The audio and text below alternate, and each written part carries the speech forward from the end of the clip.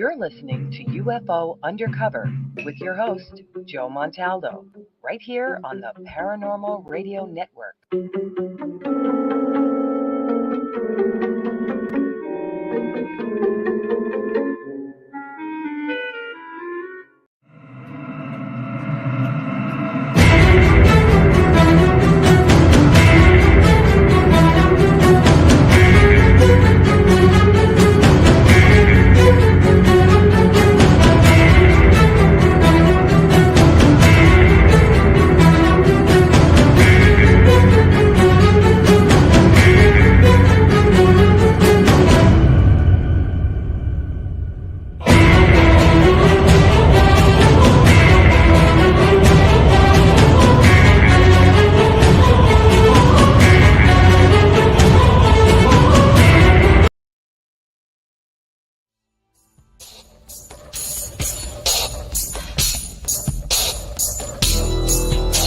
Welcome to the Outer Realm with Michelle DeRoche and Amelia Pisano.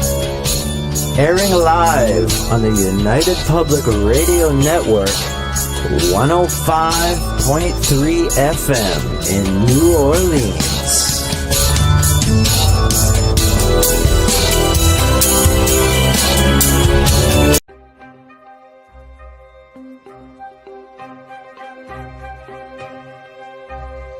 When they are consuming your minds and your thoughts and your dreams, from the angels to the demons and to the mysteries unseen, there is no need to worry. There is no need for dread. It's just time to discuss the thing at the foot of the bed.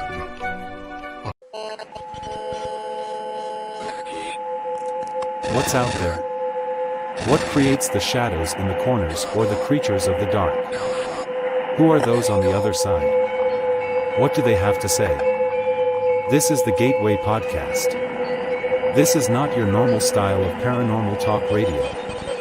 Brought to you live from United Public Radio Network, 107.7 FM New Orleans.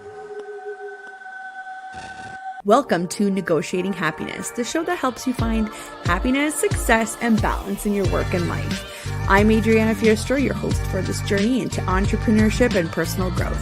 We're broadcasting live on 107.7 and 105.3 FM in New Orleans as part of the United Public Radio Network. We explore the latest strategies, insights, and stories from successful entrepreneurs and experts. From managing stress to building a thriving business, we've got you covered. Hi, I'm Brittany Ashley, your host of Breaking Norms, Building Dreams, your guide through this transformative journey in both business and life. This is your place crafted for dreamers, doers, or anyone who has been told they can't. Get ready as we challenge those narratives together. You're tuning in live to the United Public Radio Network, airing on 105.3 and 107.7 FM in New Orleans. We are streaming on all the popular platforms every Monday at 3 p.m. Eastern Standard Time. Join me for a candid and thought-provoking conversation celebrating your unique journey because you are worth it.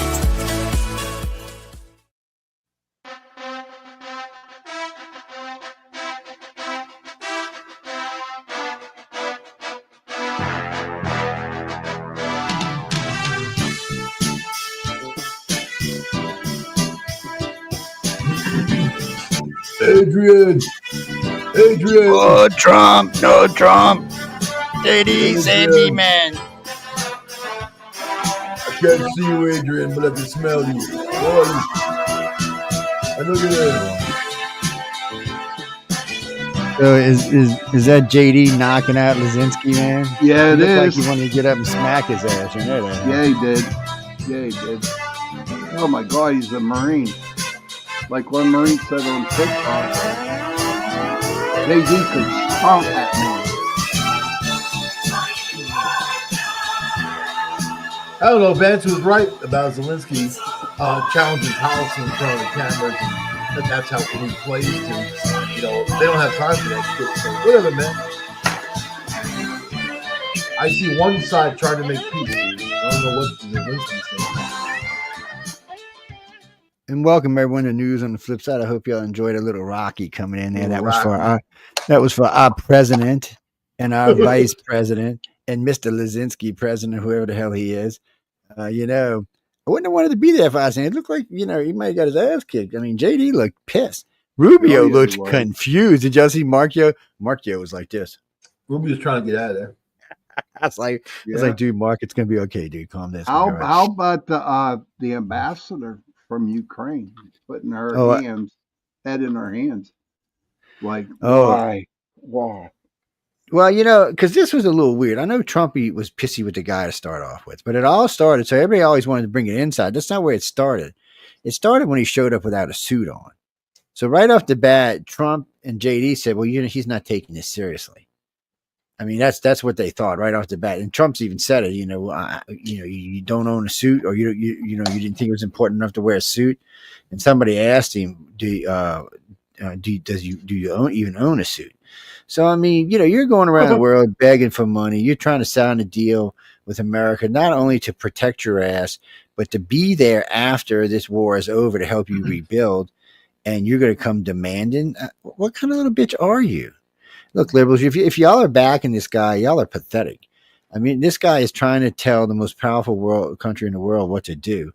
And I'm thinking to myself, you got to be stupid, dude. No, and not Trump. He might have got away with it. And see, that's a problem. With Biden, it was probably, I'll give it to you, man. Don't slap me, I'm old. But that's not Trump. Trump's like, what the? And JD was even worse. I mean, JD, I thought there for a minute. JD got all bowed up. Just leaned up like, what you said, more? What you said, more? What you said? You ungrateful bastard. Oh man, it looked bad there for a minute, my friend. It looked bad. I was like, oh shit. Yeah. They let it play out a little bit. I love it, man. I thought JD was gonna go off the cots.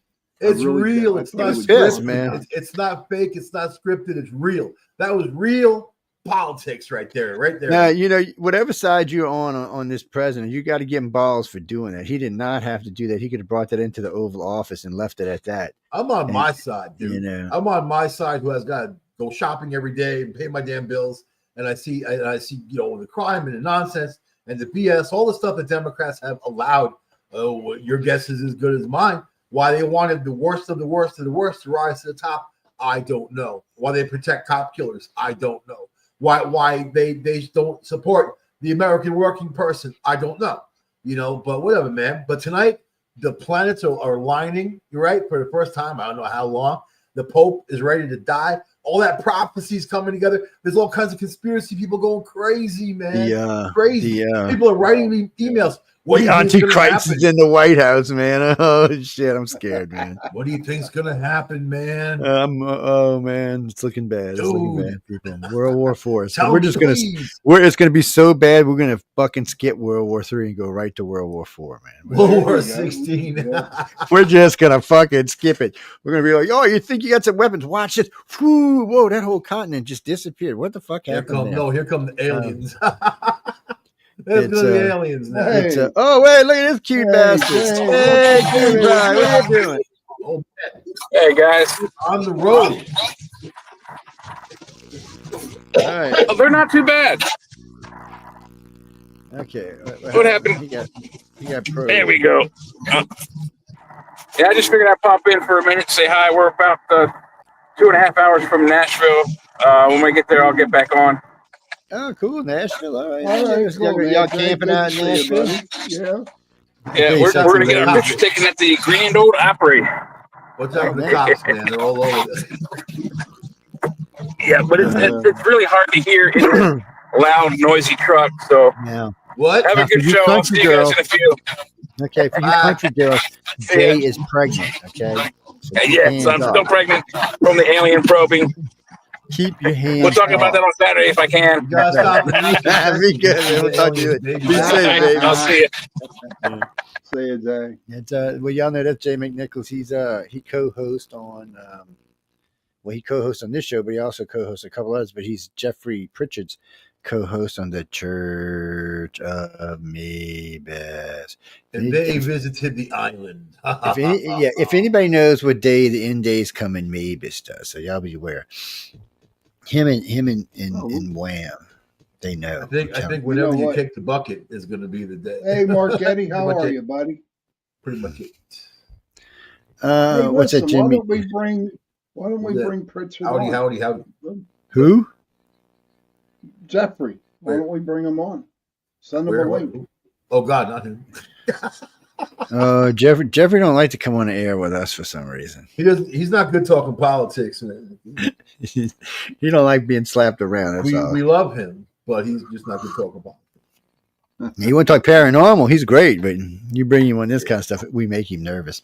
But even though the first 3 years he did the whatchamacallit show with us. Of course, 2 of those shows he did Obama won, so it made it easier on him as guy one, but still.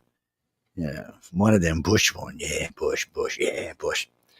I did not vote realistic. You can't be unrealistic and come on the show. Yeah, Frankie G. I did not vote for Bush his second term, and I did not vote for Obama his second term. I did vote for both of them in their first term, but you know what? I voted for Reagan in both terms and Clinton in both terms. I voted for Ralph Nader, man. That was my Nader choice.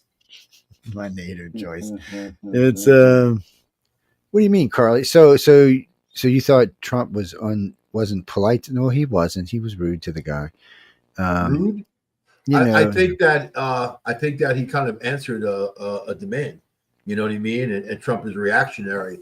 He's very real. Yeah. I like the fact that he's real. He's not some fake polished knob in a suit that's gonna go ha ha ha ha whatever. He's like, listen, mofo, you come here looking like that, acting like that. I'm gonna slap your ass all the way back to Ukraine, all the way back with no money. You know what? Papa ain't gonna give you any money. It was like a teenager asking, Dad, can I have some money and going out with this girl? No, I'm not giving you anything because you're getting no job. I'm not giving you anything. And then he's like, because Trump is like, because you hate. He's like, you're hating Putin. You guys hate each other. You're not going to get anywhere hating each other. There's got to be some kind of compromise. There's got to be something to give. I'm trying to make peace here. You know, like he's all with the peace. Trump. You know what? I think he did the right thing. And I actually don't even like Trump, but man, I'm liking him lately because I think she got shot in the head. He kind of is on a different path in a weird way. And he said what everybody was really feeling in their gut about this guy Zelensky. And then here he is with his freaking hand out, right? But not willing to solve a problem. People are dying, man. You know, yeah, he's safe, but people die. Well, he tried to say that, Trump was part of the problem in 2019. So, he signed a deal with Putin in 2019 for non-aggression. Well, the whole time Trump was president, Putin didn't do anything. So I don't know what the guy's talking about. It was a stalemate. They should have moved on it, though. You know why they didn't move on it? Because of all the Trump stuff with the Ukraine and the Democrats. The Democrats attacked Trump the entire time he was in there to the point it was actually damn un-American. They were getting in the way of the job of the president of the United States of America with all these false attacks. We know now that all these charges are false. All the accusations are false. All the committees they put together were on false pretenses. The time and the money they wasted, and also the embarrassment of this country is what the Democrats did. That's what they wrought. You know what I mean? But Trump's idea back then was to rent Crimea, from the Ukraine to the Russians and try to solve the problem that way. But Putin's angle was saying, okay, you got Zelensky and these separatists that are fighting. They're slaughtering people in these villages, and there's all this going on for all that time. They never stopped. There was no ceasefire. There was no nothing. And then they amassed on the border, and then nobody did anything about it. Nobody. Biden didn't say, well, okay, we'll put a stop to it now. No, let's wait and see what happens. Go ahead. Let's wait and see what happens. Amass on the border. I don't know. So this is where we are today, though. And you got Trump in there. He's just in office, just in there, and already he's solving all these damn problems. But you know what, man? He's on it. He's on it. He didn't wait. He's like, oh, let's wait a year until we see it. No, let's wait a year and a half. He didn't wait. He's on it today, right now. We're going to solve this problem. And he looked at Zelensky. He's like, you don't have the cards. He's like, right now, you don't have the cards. Trump is saying, listen, dude, you don't have the money. We're the ones with the money, so you need to listen to us because this is important. This is beyond your hate and your anger, beyond the leader's hate. I think that there's no better peace talk than that right there. So I'm going to say this, man. Hey, do you guys think it was a setup by Trump and Vance? No, that was real emotion. Vance was pissed. Yeah, Vance was pissed, man. He was pissed. He wanted to put his foot up that guy's ass. He was kind of like, dude, look, you don't talk to the president like that. I will personally put my foot up your ass. That's pretty much. Actually, man, if he wasn't, one of them Ivy League boys, that guy might have got his ass kicked. I mean, take him for a walk in the bayou, right, Joe? Well, it's okay to argue with our president, but you're a shithole country. You're going to talk down to the most powerful man in the world. I mean, that's just stupid. I mean, I don't know what to tell you that. That's just stupid. Using that moment to play politics to the media, that's what pissed him off too. Is that he was kind of staging, Zelensky, and that's when Vance was like, rawr, like Trump's pit bull. He was like, he is. Think about it. I believe JD is his pit bull, man. Well, I mean, really, he was pissed. Anybody out there? He's too emotional. You know what? He's actually too emotional to be president. I made that choice while I was watching this. Like not Trump, because Trump is Trump. But Trump doesn't even when Trump gets pissed, he doesn't let his emotions make his decisions for him. But I think JD Vance would. So we got to see what happens with it. But that's my assessment just from that very short little. Well, we got 4 years. We got time to temper his little ass down. We'll see. Yeah, we'll see. He'll get smacked once or twice, and he'll realize you can't act like a complete and utter ass. So right now, as we're speaking, the Ukrainian parliament is gathering and looking to get rid of Zelensky. They're looking to impeach him because they're saying that he's getting in the way of the peace in that country. Their eyes are open. They see this. So, there's a lot of power players in there, man. People that are looking to move to the top and get him out. If that's Putin's main problem, Zelensky or whatever, hey, man. Well, I mean, come on. First off, he was a comedian. I'm not hating on actors because, I mean, we've had several get into politics that turned out to be decent. But, I mean, this guy he wasn't even a funny comedian. He wasn't even funny. I'm not even sure what he was doing. Well, I'm not even sure he was doing it that day. He was tiptoeing around in that red, whatever thing he had on was. I mean, really. Lingerie. He was wearing lingerie. He played the piano with his penis for 5 minutes, man. I mean, so that's the guy who runs the Ukraine. This is the guy who's all. And you wonder why? I mean, so all together now he's gotten, I don't know, $500 billion in all kind of weapons, and you wonder why the guy don't want to have an election. I mean, come on. I think it's time for the election, and he might win. I mean, maybe the people there think he's doing a good job. But you still, I mean, we wouldn't have an election either in a major war, and I guess that is a major war for them. But have you ever noticed that you don't hear from the Ukrainian people? You don't see them. They interview the ones that are here in the U.S. from Ukraine originally, or they don't even have accents. You know what I mean? They're just people that are. They actually, ABC was looking for liberals to vent. That's what they were looking for. They were looking for liberal Ukrainians to vent. And then the reality is. Those same Ukrainians should say, well, damn, without the U.S., this would have been over a long time ago. They don't have the staying power against Russia and Russia's economy. They just don't. Russia's technology, they don't. So, and without our money, they got nothing. They got a little bits and pieces. Even the F-16s, dude. You know how long it takes to train pilots to fly an F-16, especially to be great. Years and years of training, man. Years. It's not in a day. So their strength is cheap drones and cheap stuff. And trying to do that, the war has got to come to an end. They need to heal. They need to heal the whole area. Well, what they're hoping is, and the EU sounds like they might do it. EU's talking about putting troops on the ground. Well, that's World War III. And you know what? And the bitch part for the EU is if they go over there and start World War III, I don't know if the United States is going to back them or not. You already got North Korea. I'm thinking, look, dude, don't go start World War III.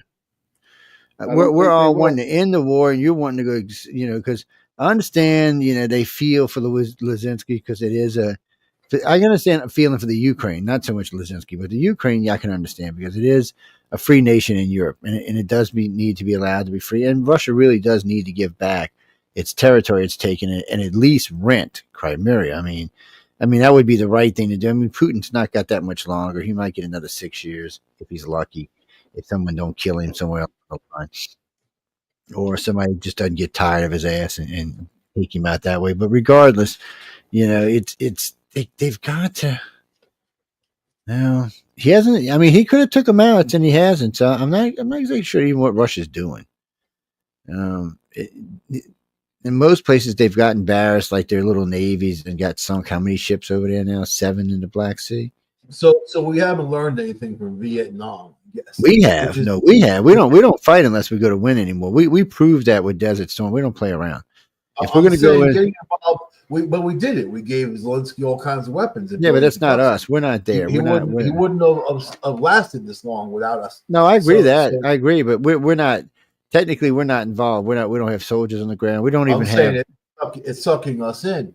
And then we did have soldiers there training their soldiers. So, but they weren't in the fighting capacity. But now you have you got North Korea, you got other entities looking to get in there. So whatever, man. There needs to be solved. The war can't continue. Actually, most of the training was done here in the U.S. Trump is calling for a ceasefire. He's like, it all starts with a ceasefire, and then we negotiate. And Zelensky's throwing up the wall. He's the one saying, no, really? I mean, he should jump at a ceasefire. Jump at that. But this guy is small-minded, man. You can just listen to him talk for a few minutes. You understand what he's all about. He plays the media. Vance is right. This is what he does. Vance and Trump are very real. They're very real, and they don't pull punches, man. They're just like, this is the way it is. This is the way it's going to be. And I like that, man. I like that point A to point B mentality in government, since we've never had that. It's always been, let's go this way, go that way, or whatever, and get that committee to that. No, man, this is the way it's going to be. We want peace now. Micah, you can find links to what we're talking about on YouTube or anywhere, really. It's still all in the news. No, they I've watched it entirety 3 or 4 times. What I did is I watched it in the U.S. and then I went and watched to see what the Europeans and the Canadians and the Australians had to say about what was going on. And most of what's going is, okay, they're nervous about a couple of things. One, not all the Europeans, but some of the Europeans think that we're tossing them to the curb, and they're now going to be responsible for everything, all their own defense, which they should be anyway. And the U.S. isn't going to have any other dealings with them other than trade deals. We're not going to be involved. Also, they don't think the U.S. is going to keep its role in democracy around the world, that we're going to retreat back to the U.S. and allow China and Russia to have a slice of the pie. This is democracy. This is democracy. But I understand their point about letting Russia and China have any more power. That's dangerous, even to us. That's not a good way of looking at the world, because China's dangerous. How it gives them more power. I think that. Yeah, because we pulling our bases back. Yeah, anytime you give somebody room to expand, right now there's nowhere for them to go. You can't go rolling into Europe without hitting an American base somewhere. And if you hit an American base, you drug us into a war.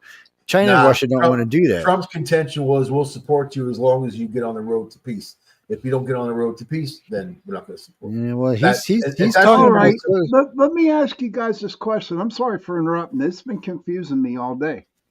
I'm hearing about the EU just wanting to go and help out Ukraine. Why?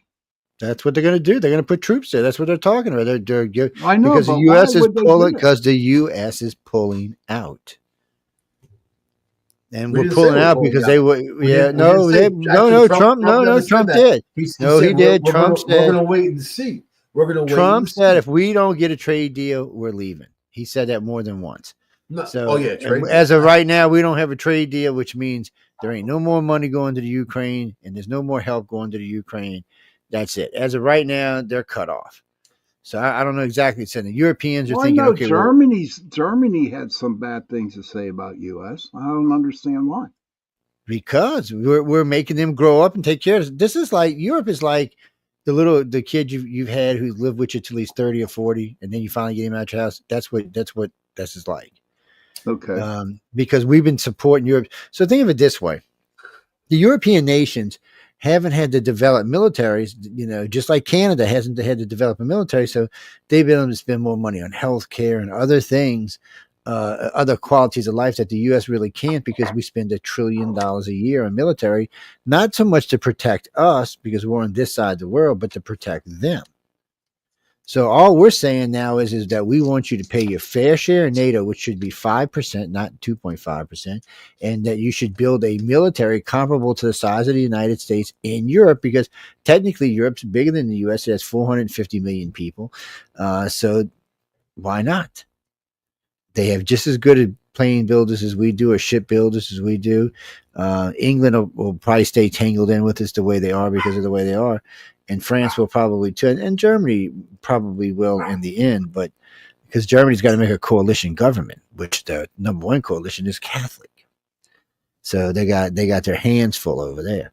But Trump's making people nervous. The Europeans have never had to do this before. They've always relied on us to do this. All and of they're the going to be European pissed. governments are turning conservative, including France. The conservative parties are winning across the board.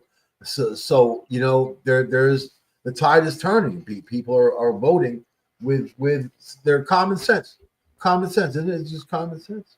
But that's why Trump should stay and make sure he's helping those new conservative fledglings out to make sure they blossom. But right now, he doesn't want to. Part of NATO, we're not going anywhere. You know what I mean? We're all good. Zelensky's not part of NATO. Israel's not part of NATO either, for that matter. He's he don't know. I don't know if we're going to stay part of NATO. He's also threatening to leave the UN. So, and frankly, I don't really give a fuck if we leave the UN. To be honest with you, NATO is different though. NATO is what keeps the world peace. Let me ask you, man. Both you guys are around my age. Has the UN ever accomplished anything in our lives? Has the UN ever accomplished anything? Wiped out all pots. It helped to wipe out. Remember that Kofi Annan, right? Remember that dude? He's gone now. He's dead. But remember, Kofi Annan was the head, and then they caught him funneling all that that money from Iraq into his bank account. When it was supposed to be oil for food, and it was oil for him instead. They're all crooked, all of them. But I know driving around New York City when those cars with diplomatic plates blast past you, they cut you off, and then whatever, and there's no laws or rules for them, and people resent the hell out of that. That's kind of the same gut feeling you get when you see your money going to a country like the Ukraine, who wouldn't be there for us. If we had a problem, man, they wouldn't be there for us. They just want the handout. The guy wants now he's used to the big money. All the Hollywood stars kissing his ass, all this stuff. But the reality is his soldiers are dying in the field. Russian soldiers, North Korean soldiers, civilians are dying, and they're in Ukraine, all those old cities, some of them have crumbled. That they need to rebuild their infrastructure. Zelensky needs to think about its citizens, not just him. He needs to consider the people of Ukraine, not just him. But if one party hates the other party, shit, that's been going on for years with all kinds of countries, right? One country hates another country, they fight. Yeah. And then what? 600 years, and people still have a grudge. So you got to get over it, man, to the point where you can just live and survive, right? The end of the world as we know it.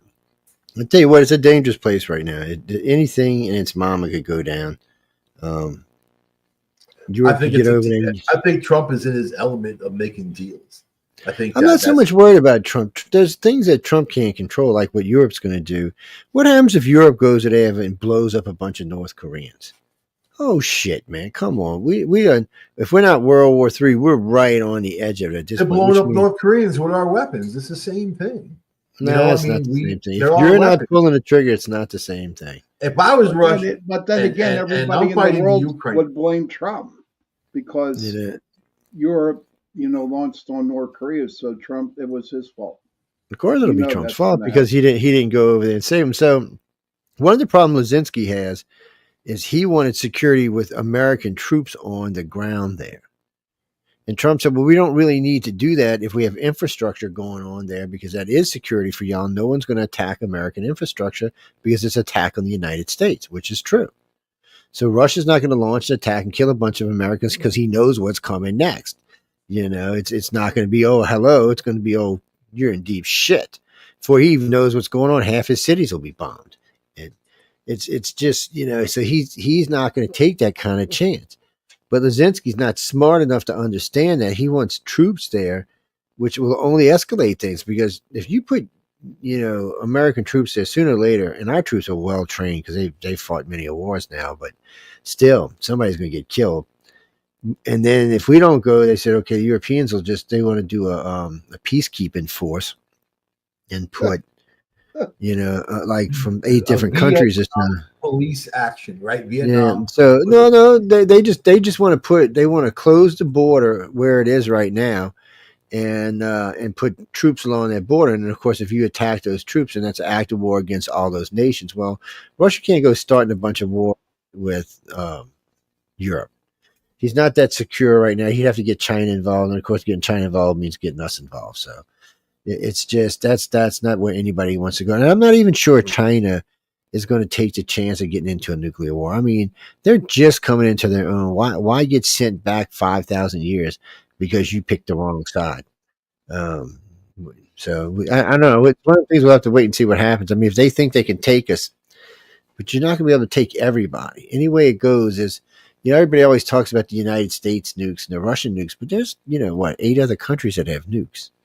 They can easily, so blow them the hell up. India has nukes. England has nukes. France has nukes. Pakistan has nukes. And so Israel and Iran might. Israel has nukes. Israel's got nukes, so I can nuke Iran. Is really why it has nukes. But what do you mean Saudi Arabia? Don't want to nuke. They just signed a peace treaty. Trump got a peace treaty signed with them last time he was in, and there would be another peace treaty right now, but the Arab nations are saying they don't want to sign a peace treaty unless the Gazans are given guaranteed something, where they're going to be. And right now, Trump is not willing to give up the Gaza Strip.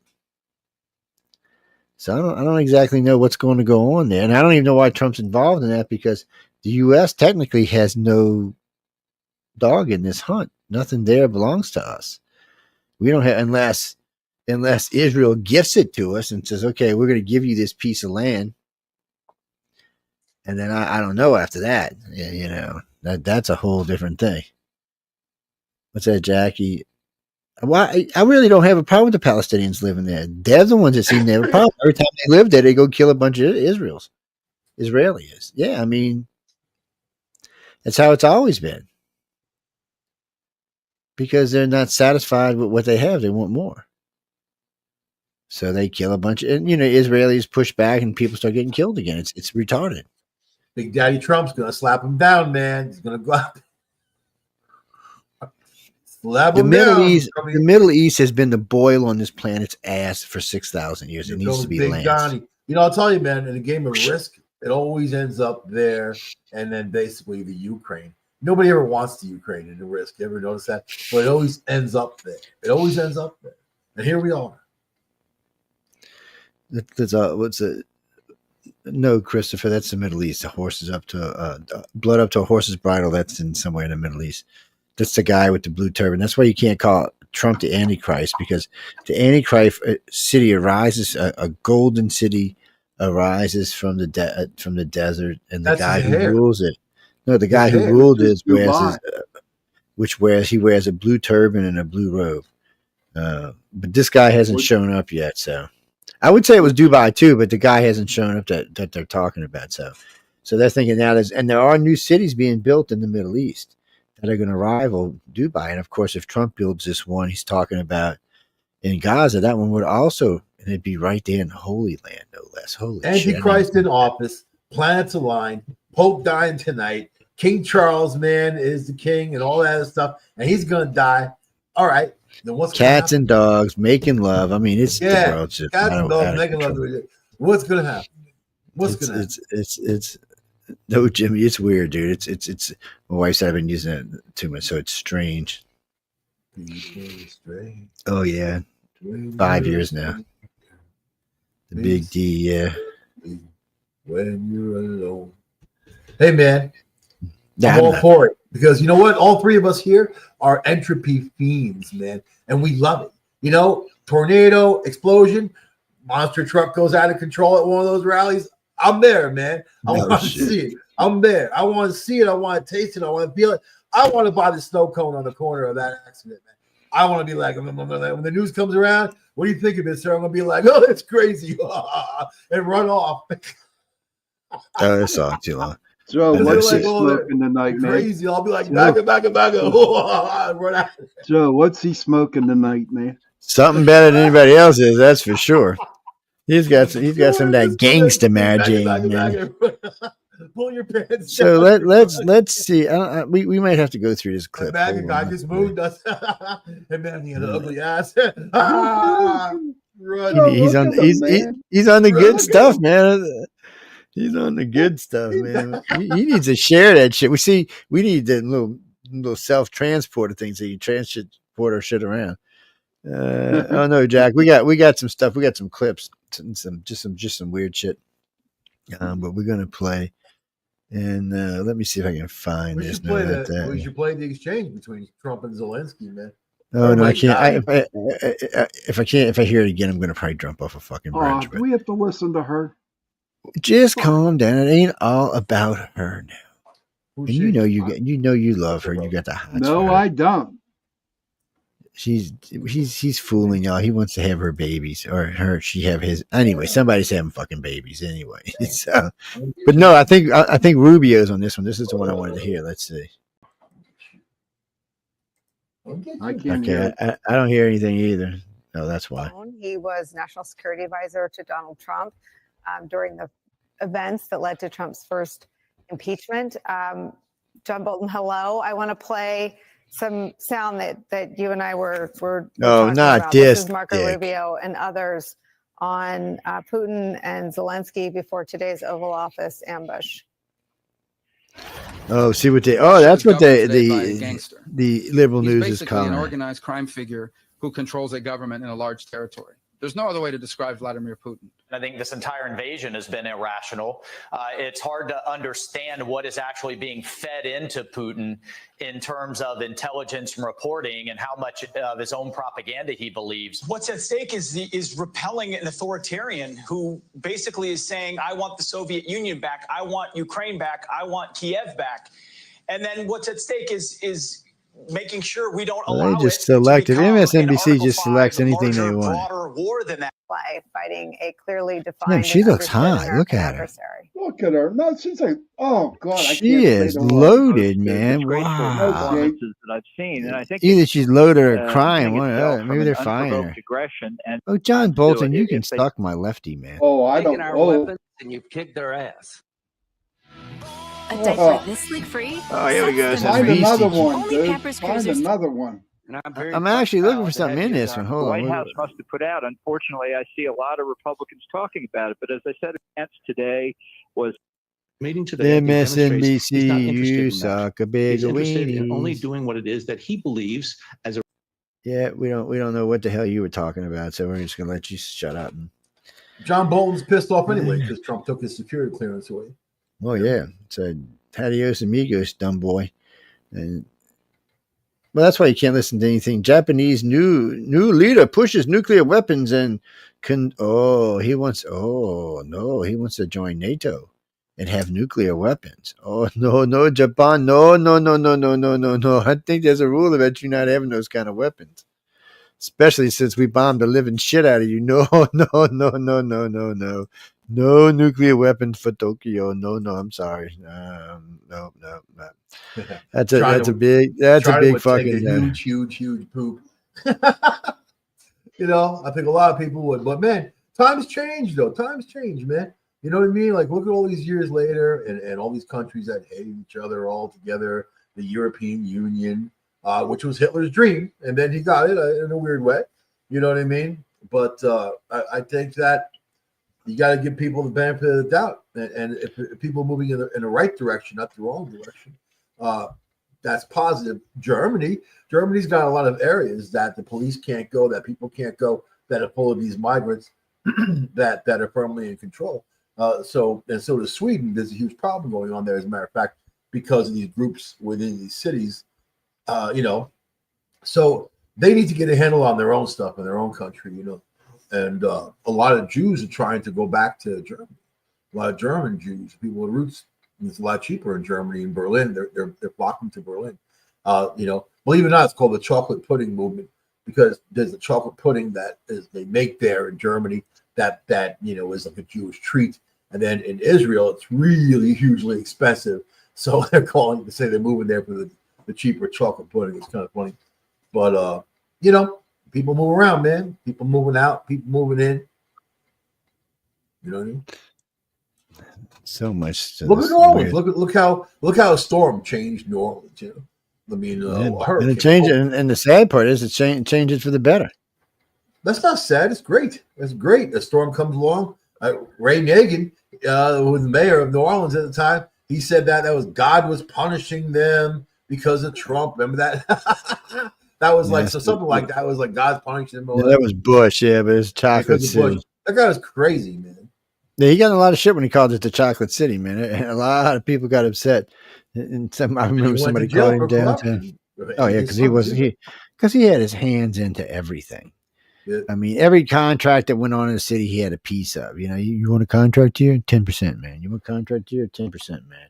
You want a contract here, 10%, man. Adams in New York City, he was just about to be raked over the hot coals, and Trump saved him. Trump saved him. And yeah, man. But Adams is dirty.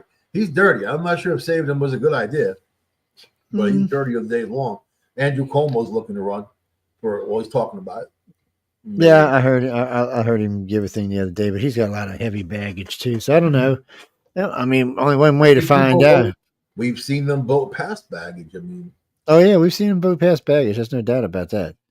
And Cuomo, I think, would actually be a good leader of New York City. I think that he'd be. He's actually Andrew Cuomo. He's pretty moderate. So I mean, he was governor, until that sex stuff happened. He didn't have to resign. He did resign, because of accusations. But he's a single guy, charismatic. A lot of women throw themselves at him, But then all the Me Too comes out and goes after him. I'm not going to defend the guy because I wasn't there, But I know that just political wise, I mean, he's got other stuff. The COVID deaths kind of following him. Yeah, he's good. I mean, it'll be tough. We're gonna play this right quick. This is just completely off topic, by the way. Yeah, this is nothing politically related. Well, it's Elon Musk, I guess, and maybe it is politically related, but this is actually he finally got a Starship in space, and it made some orbits on the planet. I was wondering when he was going to actually achieve this. Have y'all ever seen how big this thing is? This fucking thing is huge. When there's humans standing next to it, they look like ants. This achievement is a significant step toward realizing Musk's vision of making space travel accessible to everyone. Starship is designed to be a fully reusable spacecraft, so we can take Sean to Mars. He should make it into a garbage truck and take all the Mars don't exist, dude. Its successful orbital flight marks a major breakthrough in space exploration and could revolutionize how humanity travels beyond Earth. Built by SpaceX, Starship represents the culmination of years of research, engineering, and trial and error, showcasing the potential of private space companies. That thing looks like a giant needle, like you hit something that would pop it. The successful journey into space proves that reusable rockets and spacecraft are no longer a distant dream. This achievement brings Musk's plan for interplanetary colonization closer to reality, with Starship playing a key role in transporting people and supplies to distant planets. The Starship prototype reached its intended orbit after launching from SpaceX's facility in Texas, marking a historic moment for both the company and space industry as a whole. Shit faces. The success of this mission shows that we are no longer limited by the technological constraints that once made space travel prohibitively expensive. SpaceX aims to make Starship capable of carrying 100 passengers on missions to Mars, which could become a reality in the near future. Reaching orbit is a crucial step in the spacecraft's development, as it proves that Starship can withstand the harsh conditions of space travel. I don't understand that either. After the success of the orbital flight, engineers will focus on refining the spacecraft's landing capabilities. Well, dude, you know what? We're sorry for y'all. If you're not going to show us the real thing, we just don't give a shit. Why thousands of Americans are settling their tax debits, we don't give a shit about that either. Y'all go somewhere. Previously unforeseen phenomena spotted in the galaxy 12.9 billion light years away. All right, that's cool, but I ain't even going to bother putting that up on the screen because it's 12.9 billion light years away. It's no one's going to get to see that again. Ooh, what's this? This might be interesting. Oh, they got all these lunar landers going to. So SpaceX is sending 2 different lunar landers to the moon right now for 2 different companies. These things sound badass. I think one of them is Australian built, if I remember right, but they sound pretty badass, and it's going to be the next wave of running around on Mars and running around on the moon. So one of them looks like when it's the prototype for the one they want to put on Mars should be able to do up to 60 miles an hour. So that would be cool. make some time for a change. Because the only thing that goes fast there right now is the helicopter, and I don't even think it's flying anymore. Why don't they just make an elevator? That sound weird. Yeah. A tube. Can we have a tube like that starts around the moon, and then you can just go in there and it sucks you up, suck zone, suck you right to Mars. Suck you right to Mars. You get sucked to Mars. You get sucked. Give them time. They're going to find a way to do it because the engines they got right now, they're saying could get them to Mars in about 6 months. And there's actually supposed to be some new ones coming out that should be able to get them there in 2 to 3 months. That's a much better trip ratio. And then, see, Elon's always wanted to do this so you could go and come. His goal is to build 100 of these, have 50 going one way, 50 going the other way all the time, constantly building and feeding the new colony. That way it reaches millions quickly. And, it's guaranteed to survive then. So that's what his goal is. Whenever, this is my problem. Whenever we forward and we go out, it's for a reason. Gold mining or something that's tangible that we're going to be able to make money off of to make those trips possible. Otherwise, it's just joyrides going to Mars. There's really no other reason to be there if there's not a reason to be there. You know what I mean? Like, it comes down to purpose. I remember like last week we talked about, or was it even Wednesday, we talked about aliens and purpose. That if there's an advanced species, what's their purpose? What do they do every day? What do they like to do? Like, everybody's got one. Our purpose, a lot of it is about our survival. We got to go out, work, make money, eat, and pay our bills and whatever. However you get your food and that type of thing. It's actually pretty simple. But going to Mars, Joe, what's the purpose? There's lots of reasons. Okay, number one purpose is so we don't become extinct.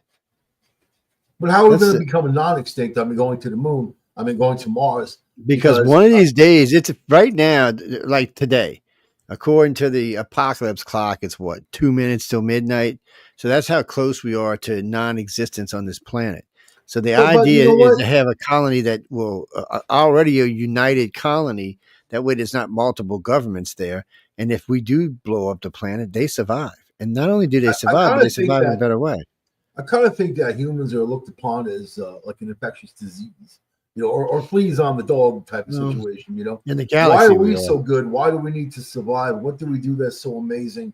What kind of legacy do we have?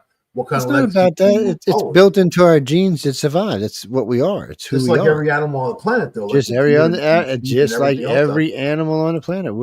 It's in our genes to survive. We need to survive. We need to thrive. We need to survive. That's who we are. We need to procreate. We need to go. But unlike all the animals on the planet, humans are the only animals on the planet that actually strive to be better than what they actually are. Some anyway. I would like to think a large percentage, which is interesting because that gives us more freedoms. Because a deer is happy being a deer. A deer is not saying, "Hey, I'm going to be a better deer today. I'm going to challenge myself to be a bigger buck." You know what I mean? Like something like that. A cat's happy being a cat. Is a cat. Is a dog. Is a dog.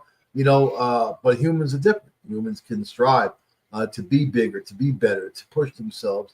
And I think that's part of it too. But I was just thinking, I was thinking about death the other day, and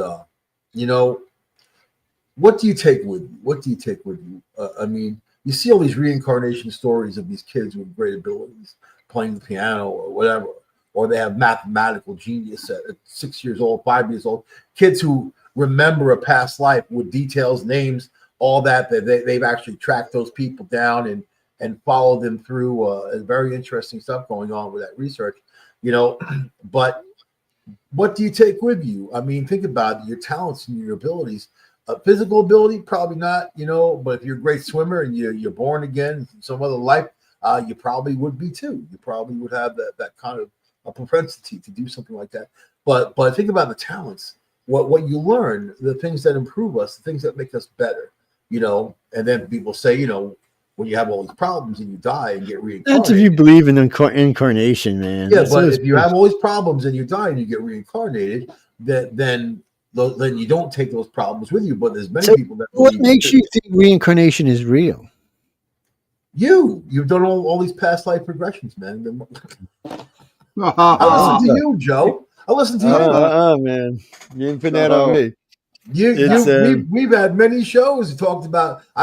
My memory still works from that weed. Yes, you know what I mean? We've had many memory shows works, all right. of past life regression talk, where you have groups of people that got together and went and did it, man. And we have many conversations. I definitely need whatever kind of drugs he's on. You know what? My very first show. I'm anti. Dude. My very first show, Discovery Paranormal on United Public Radio Network. My first guest was Dick Sutphin.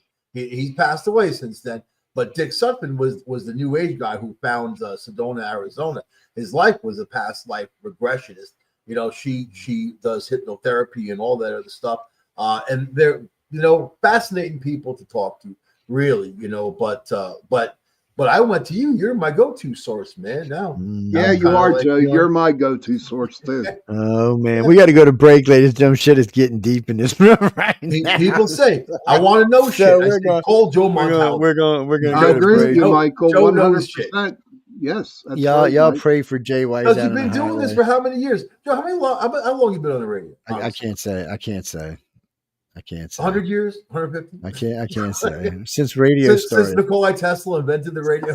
Yeah, Tesla and I used to sit around and because you're an alien. Because you're an alien in our midst. Him and I used to sit around and drink some Black Rifle. We're gonna coffee help you as an alien. Back before the VA was a thing. No, Jeffrey, we really do got to go to break. No, we'll be back in about 10 minutes, maybe less. And I don't know. We're going to play some music. Might play some Mardi Gras music. Going to play some promos. Tesla said he was getting radio signals from space, and then they were Tesla. This stuff Tesla said that makes you think he had visitation, but the way he ended up though was it's just a shitty thing for somebody that's so intelligent as he was. Crazy. Broke. Yeah. But anyway, guys, he died the year of the Eldridge disaster, and it was Tesla and Einstein that worked on Eldridge. Tesla died; he wasn't able to finish his work, which is probably why the whole Eldridge thing failed miserably. But Tesla was staying at a hotel in Manhattan, living there actually. And he was like, what was it, 80s or something? Man, he invented a machine that could cause an earthquake, and he said when he was going to do it, he told people when, the time of day. That it was like 12 inches tall, this thing. He activated in his hotel room, and there was a 3.0 earthquake under the building in New York City. And that's what they think they took and used for those tectonic weapons to cause earthquakes and whatever. Amazing technology. The guy was amazing. But, who have we had since? We haven't. I mean, who's the scientist, right? So think about that. But, yeah. We don't. Well, today it's a little bit different. But, like guys, we'll be back, like I said, in about 8 or 10 minutes. So please hang out and listen to some music. Actually, I think this first promo is from Laura Lee.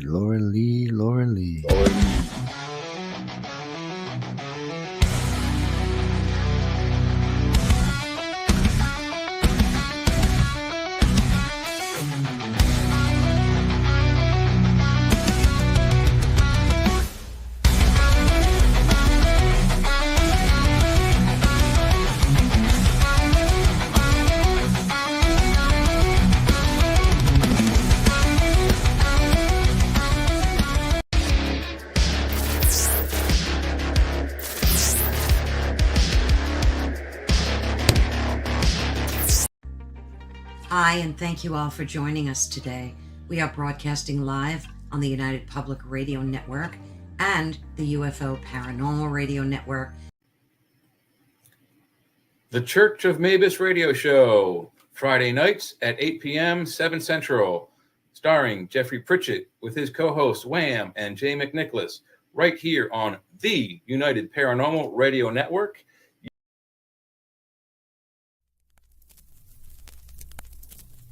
Welcome to Paratruth.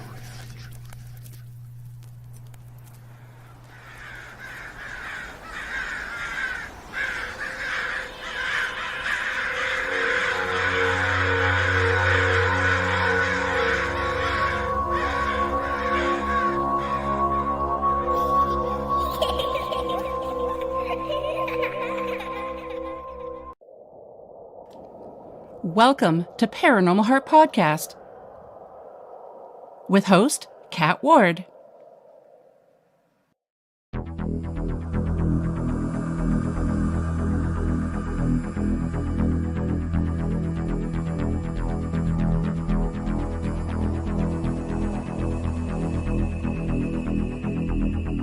This is the United Public Radio Network, 107.7 FM in New Orleans and 105.3 in the Gulf Coast. UPR. If you have a paranormal experience that you would like to discuss on the show, please email us at paranormal.insight.podcast@gmail.com. That's paranormal.insight.podcast@gmail.com.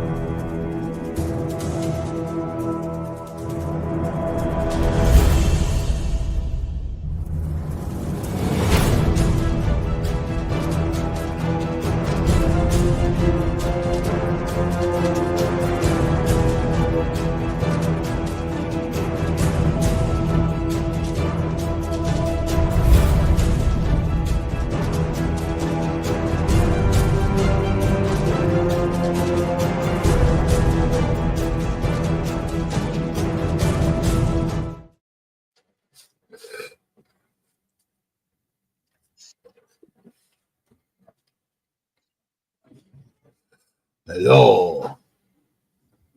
Whoa. I am MAGA man. Are we playing something, man? Scooby-Dooby-Doo, where are you? Supported on my own. Here I am. MAGA man. How you been, Michael? I think MAGA man. What was your attention? Where was it? You know what? Vance should have gotten on top of the chair and done one of those WWE jumps with his elbow into Zelensky's head. And then tag team Trump in there, and Trump could do that little dance he does. That's how bizarre. You ever see the movie Idiocracy? It's that you gotta watch it. It's that movie. It's what's going on. But I like it because I'm a freak, so of course I'm attracted to the whole situation. You know, and Zelensky, I've been waiting for someone to spank him in public. I've been waiting for somebody because he needed it. You know, he needed it. So you gotta solve the problem. You know, people getting killed. You gotta solve the problem. You know, and his country can't go forward. If he loves his country, then he'll actually step down and let somebody else come who's not hated and rebuild the country. You know. Yeah, I agree, buddy. Heck.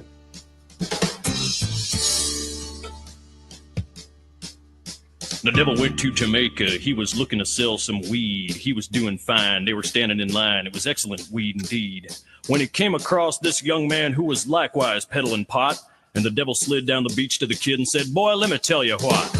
I guess you kind of figured I'm a reefer head, of course. And after all this time, I guess that I'm a connoisseur of sorts. Now, your stuff smells okay, but this could tranquilize a horse. I'll bet $1 million in cash against your stash because I think mine's better than yours." The boy said, "My name's Johnny, and you ain't smoked nothing yet.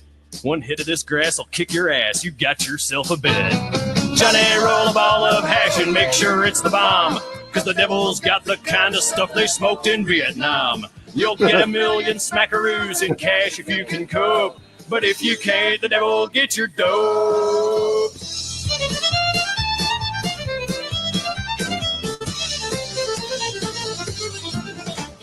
The devil packed a bong with a little Acapulco gold, and resin flew from his fingertips as he fired up his bowl. He filled that chamber all the way, and he took a mighty hit. And as they passed it back and forth, it gave them both a coughing fit.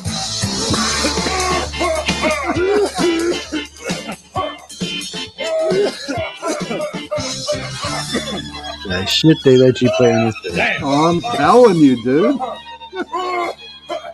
When the bowl was finished, Johnny said, "Hey, man, that stuff was great, but fill your lungs with some of this and prepare to vegetate. Cannabis sativa, sweet Mary Jane. The devil's in the backyard frying his brain. Zigzag filled with a diggity dank. Hold on tight, it'll hit you like a tank. The devil nodded off because he knew that he was stoned, and he asked if he could buy an ounce of the stuff that Johnny owned. Johnny said, devil, just come on back if you ever want to catch a buzz. I done told you once, you son of a bitch, mine's the best there ever was. And they fired up doobies one by one. Ain't it gonna stop till the bag is done. Green as a bullfrog, sticky as blue. Dedicated to Michael. Granny, do you get high? Yes, I do. There you go, Mike. Oh man. Oh, Well, ladies and gentlemen, we got one more song and then we're back. I couldn't resist. I haven't heard that in forever. It's so we put that on. Oh, there's some weird stuff playing in the back. I gotta go turn it off. Hold on, what is that? Steve Eagle, no Steve Eagle. You can't play while we're playing this. Sorry. That was rough on me, man. Here we go. Get in the festival mood, people.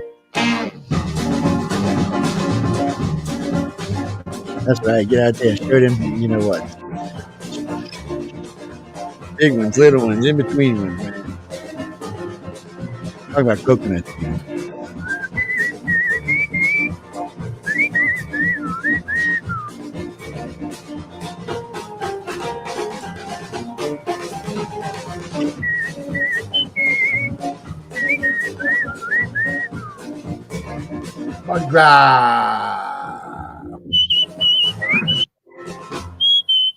I've been craving me a pole barn. I need a beignet. Shit. While you're going your lane, you ought to go see the Mardi Gras. If you go to New Orleans, you ought to go see the Mardi Gras. When you see the Mardi Gras, somebody'll tell you what's carnival for. Yeah, my assholes tell you a different story every time. Get your ticket in your hand. You wanna go to New Orleans. Get your ticket in your hand. You wanna go to New Orleans. You know when you get to New Orleans, somebody'll show you the Zulu King. You will see the Zulu King down on St. Claude and Dumas. Yeah. You know you see the Zulu King down on St. Claude and Dumas. And if you stay right there, I'm sure you'll see the Zulu Queen.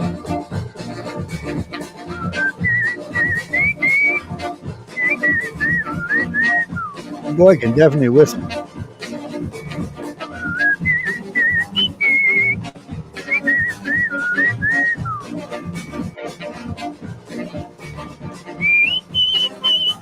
Bro, what is that king cake?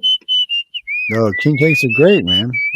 What are they? They're like an oversized coffee. I'll tell you when we get back. They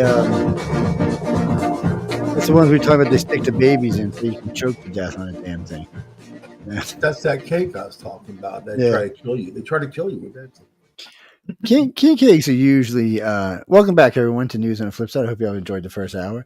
A little music interlude there, you know, a little Mardi Gras and going down to Jamaica since it's the season. Beware, you know. Kimberly, yes, you can smoke weed in Louisiana if you have a medical card. You don't even have to have a medical card from the state, if I remember correctly, just a medical card. So yeah, you can. You might even, in some states, you can even buy it. I'm not sure about What there. do you do a New York driver's license? Does that help? No, but all they'll probably do is well, doing Mardi Gras, they won't do you anything. They'll just tell you to throw it. They might not even tell you to throw it away. It's but normal times they'll take it and give you a ticket usually. And you know, unless you're driving, so no, you should just give you a part ticket. of my religion, man. They have to honor that. Don't they? Yeah, but you can celebrate your religion from jail is what they'll tell you. So it's you know, it's one of them things. But really, they don't like putting people in. I mean, their jails are full to start off with, so they really don't want to put you in jail for marijuana unless you're just an ass. But in New York, you can smoke weed wherever you can smoke cigarettes, basically. Oh, really? Well, actually, most states you can smoke weed where you can't even smoke cigarettes. A lot of places, a lot of clubs you can vape. You can go in there. They don't tell you anything. Some even allow you to smoke marijuana as a cigarette marijuana, but they don't allow you to smoke cigarettes. Nowhere on the premise. So it's kind of I don't know. Them vapes are not good for you. So I don't know. Jimmy, don't even start with me about vapes, man. Vapes are just bad for you all the way around. Yeah, it's gross, man. So what it does to lungs is worse than cigarettes, dude. Yeah, it's worse. Cigarettes plus lets fungus grow in your lungs and shit, man. No, man. What's that? What are you guys talking about? We're talking about vapes, man. We're talking about vapes. Vapes. They're bad for it. I've been vaping. For just marijuana. No, for anything, they bad for you, man. They Well, let me tell you something. I'll say about bullcrap. Besides me having those spots on my lung, both of my lungs, there's nothing wrong with them except for those 2 spots. Well, they cut I've them been bitches out. vaping. I've been vaping for 10 years now. Yeah, but you might not abuse it like others do. It's you see people with rotted out lungs and shit, water filled lungs and They shit. say cigarettes are healthier, man, just without the filter. You don't smoke with the filter. It's the fiberglass in the filter that messes people up. That's what they say. I remember that. Yeah, that was. I know. Cool. I've known a lot of people that smoke cigarettes all my life with like Chesterfields and whatever, Lucky Strikes, all that stuff without the filter, and they're still kicking. They're like freaking old men. They're like in their 90s. Well, I smoked for about 30 years. I gave it up when I was 45. So I could never smoke a non-filter cigarette. Could never. I'm going to start with 90. That's actually what I started smoking on. My grandpa used to smoke Lucky Stripes, and I used to steal them. They were non-filter. And then who was it? Somebody in the family smoked Winston with the cotton filters, not with the fiber filters. So we didn't even see fiber filters until lights came out. That's where the fiber filters started. My father had a cigarette machine at his gas station, man. So it was like, a couple coins, bang, you get. I mean, it was cheap back then. I was a kid. I was 8 years old. I bought a pack. I was 8 years old, and then I had a pack of Marlboro, right? And then ran to his place, Candy Cane Park. Met with my friends, and I'm like, "Look, I got cigarettes, man." And then here we are, like a bunch of 8-year-olds, started trying to smoke cigarettes. Then my friend's sister Ingrid, like oldest sister, came over. She's like, "Yes." She's like, "What are you doing? You stupid! You're smoking it wrong." Like, she's like, "This is how you smoke," and she's like showing us. That's Long Island, man. Yeah, well, back then it wasn't a thing. I mean, think about it. When I was growing up, everybody smoked everywhere. You smoked in buildings and airplanes, everywhere. Yeah. We had a smoking area in our high school. You know what I mean? We did too. Yeah, we did too. Yeah. So they don't have them no more. Yeah. Oh no. You gotta go sit in your car and smoke now. And that's what we used to smoke weed out in the car. They want them on the electronics. They want them on the chemical gunk. I got a high school story to tell you. 4th period, we always had lunch, and we always smoked weed at lunch. So 5th period came around, we had English. And during the wintertime, the English teacher actually opened up all the windows because he was getting high. Oh, the marijuana smell coming off our clothes. He was getting high. Yeah, well, named Tyrone that would give joints out, man, to everybody. The Bosie's school bus driver. He's crazy. He was like take the corners on 2 wheels type of thing. It was wild. At Christmas, he gave out like I don't know. He took a huge bag of joints and threw it in the back of hey, Merry Christmas, everybody. Yeah. Yeah, I mean, weed was cheap when I was a kid, man. I mean, it was cheap. Yeah. You got a four finger lid for it was like $10. That's like an ounce and a half in today's world. Yeah, but back then too, Columbia Gold, Panama Red. Yeah, all them great flavors. I mean, they still do today, but I mean, it's Thai stick, which you don't. Every now and then I hear somebody's got some Thai, but Afghan nuggets. Boy, that Afghan red Ebenezer and Hass was that shit was good. Well, in New York. Denise, wait a minute, Denise. So this is what we're talking about is legal in 36 states, I believe. I'd have to go look and see, but between medical and recreation, I think it's like 30 states it's legal in. Well, in New York, you can buy whatever weed you want. It just has to be grown in New York. So that's the deal there. Well, You know, Mike, how would they figure that it was grown in New York? They have licenses. They have contracts, licenses. The stores have licenses. They've cracked down on the little pot shops that opened up doing the sticker sales. They said, okay, buy the sticker for $50 and here's a quarter ounce of weed. You know what I mean? Like that type of thing. So they cracked down on those.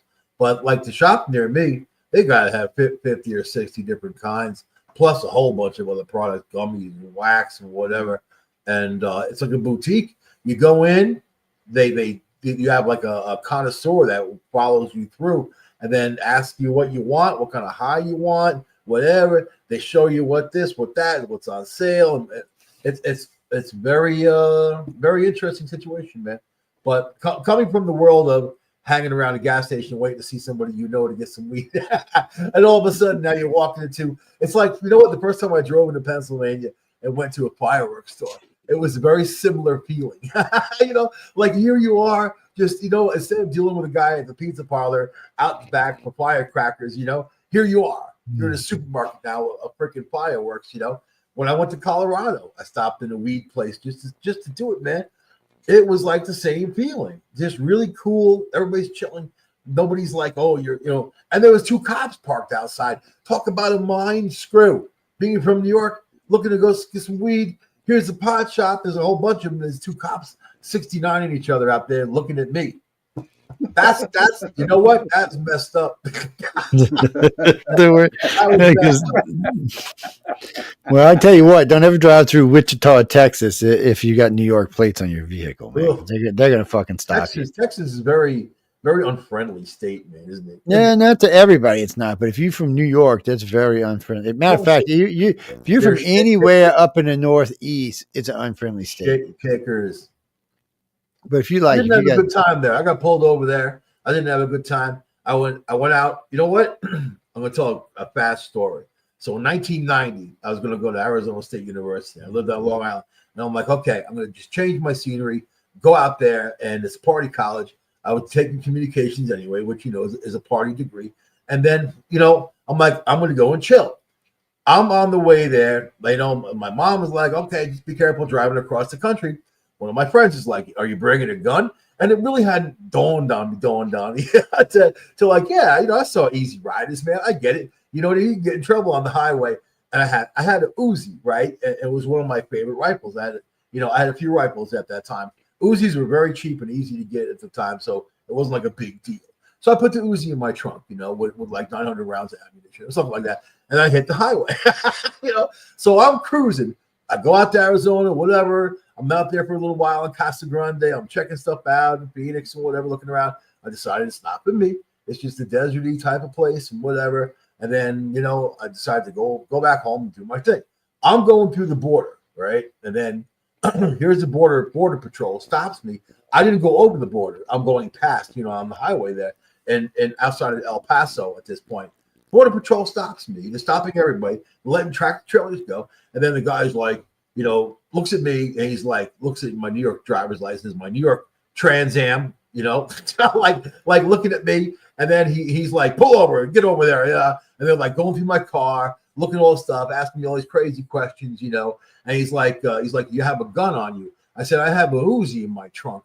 And then he's laughing at me. He's like, ha, ha, ha, New Yorker got an Uzi in your trunk. How stupid do you think I am? I'm like, I don't know, how stupid are you? And then I'm starting to think like, man, I'm alone with this guy in the desert. Anything can happen. And he can say, the guy went for my gun and I shot that bastard dead. So then I started to be like, okay, yeah, I actually do have an Uzi in my trunk, officer. Oh, when he saw that thing, you should have saw his face, man. And he's like, that, this is what he said.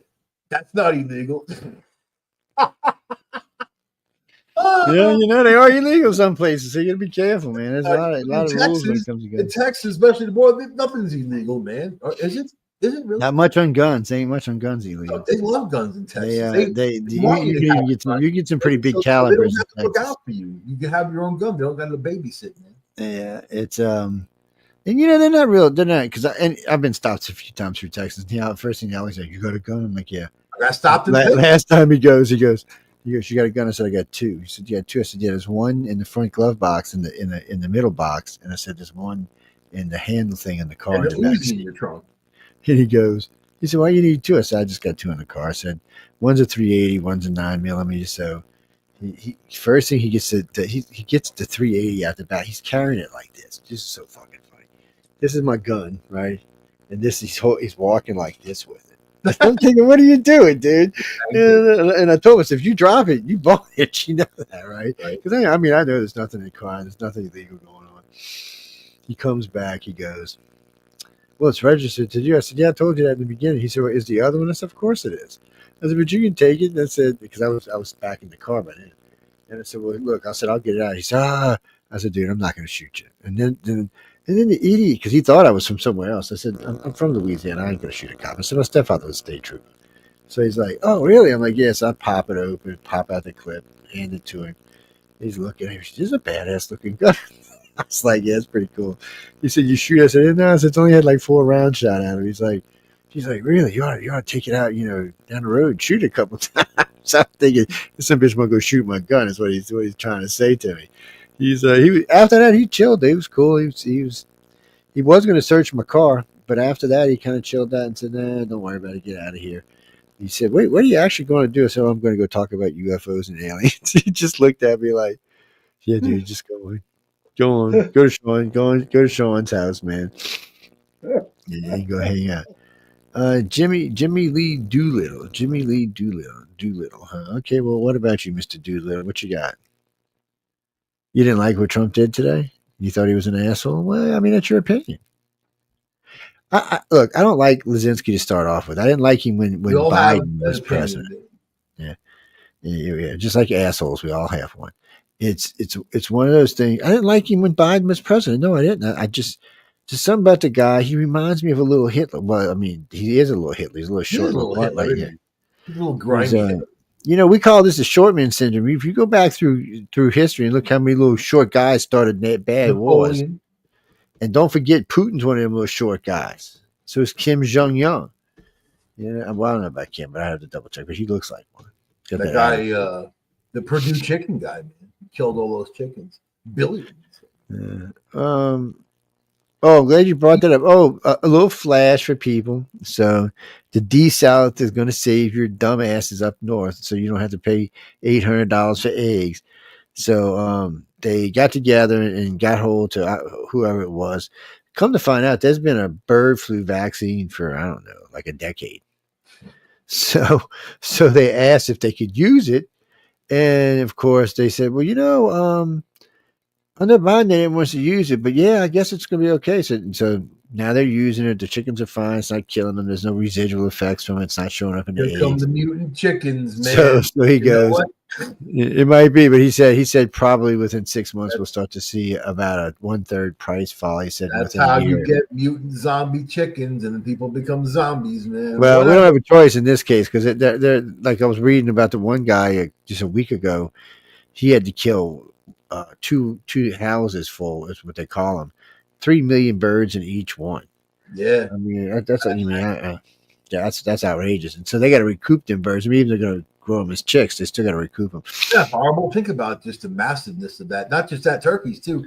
Turkeys and cows are catching. Think about the amount. It's not even just the eggs. Think about it, the amount of meat that just got wasted.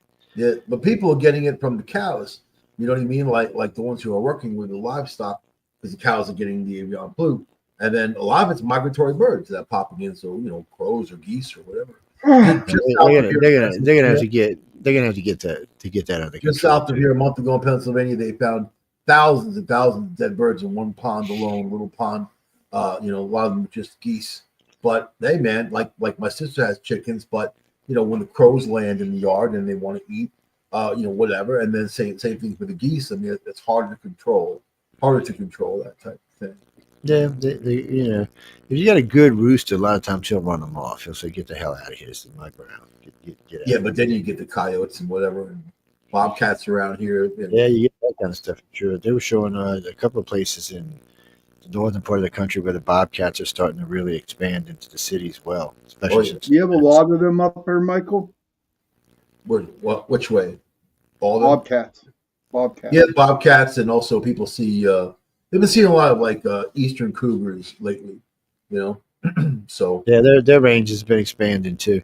We got bobcats in the neighborhood, so I got to watch them with dogs. But there was a story that the DEC released released a bunch of cougars into nature to go, you know, deal with the deer population. You know what I mean? But I don't know how true that is. But I do know people that have seen them, and they're not bobcats because they have the long tails.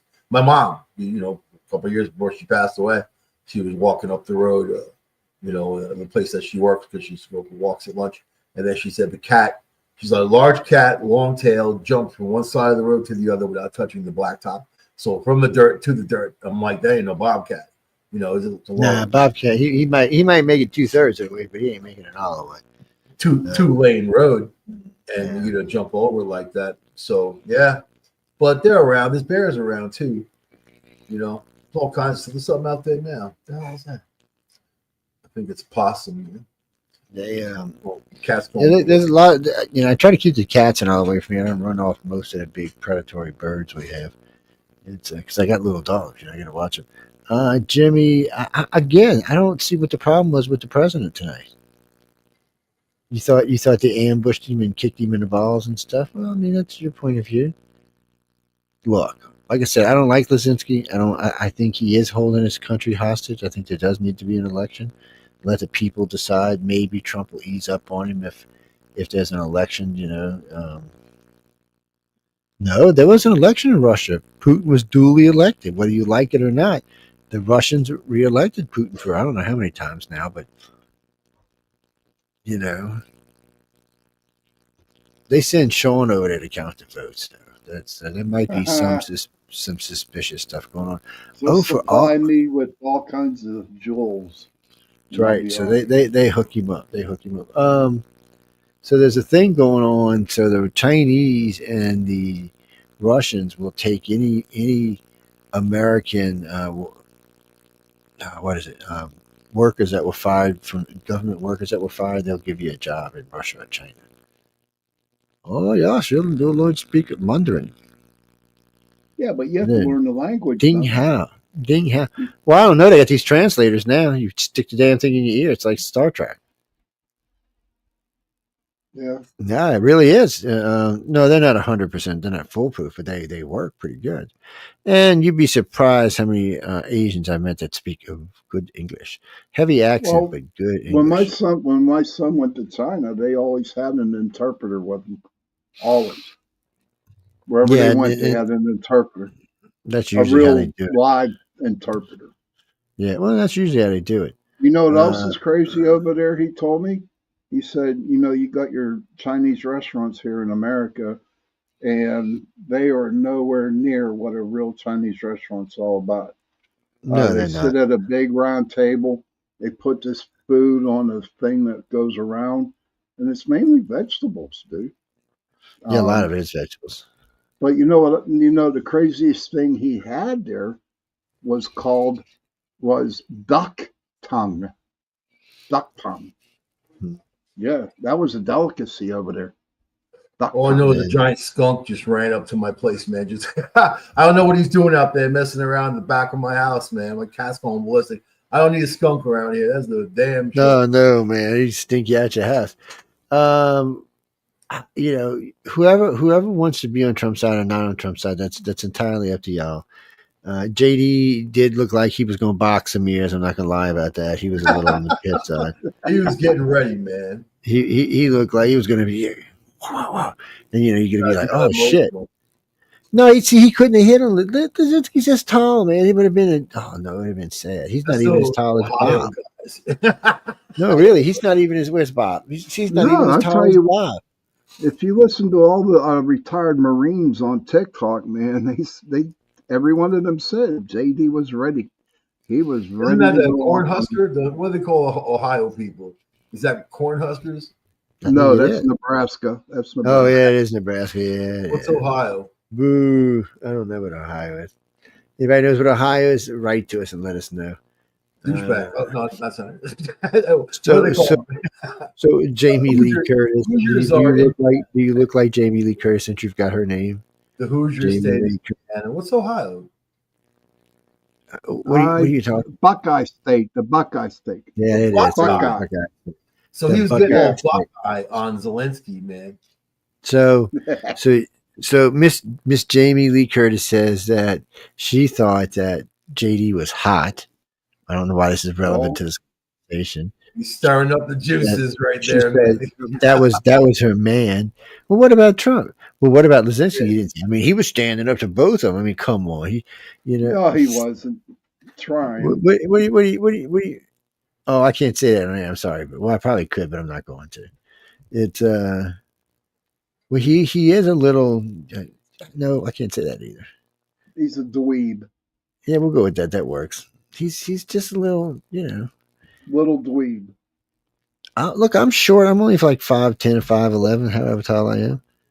I don't know. I'm always got shit kickers on, so I'm always like 6'1". The Russians say you're Slomnitsky. He's a Slomnitsky. Look up Slomnitsky. So I mean, hey Roseanne, how you doing? It's no. So when it comes, no, he's president of the United States. I don't know why they did it in the press like that. Because he knew it was going to be a lot of controversy. There's no doubt about that. Didn't Zelensky want the press in there? Of course, he always wants the press because he's a to the press. But don't just ignore those sounds, people. It's no, he's. I just don't like the guy. I don't trust the guy. He's sneaky, conniving little shit. I don't even know how he got to be president. Oh, I have no doubt that he's corrupt.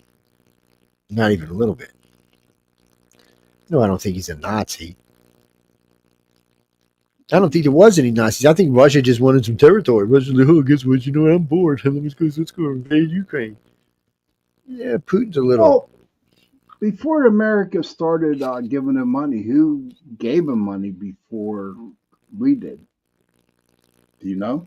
Everybody. They're a grain. They export a lot of grain and some other things besides that. So they were getting money from a lot of different people. Actually, they were doing well. Russia just came in and disrupted everything, and they got fuel there, they got food there, they got a couple other things. So and let's not forget Hunter Biden that sat on that oil board. Yeah, man. Of course, not knowing the language or whatever the hell it was called. Yeah, the Biden family were marinated in oil. Jamie. No, I mean I agree with you. Trump stood his ground where he should have, but I think Trump was picking on the guy. I honestly, and I'm gonna say this, and I'm just gonna piss off a lot of people. I'm gonna say this because I catch a lot of shit coming over my phone. I think if the dude would have showed up in a suit, Trump and JD would have thought for sure, okay, he's taking this serious. Let's talk about this.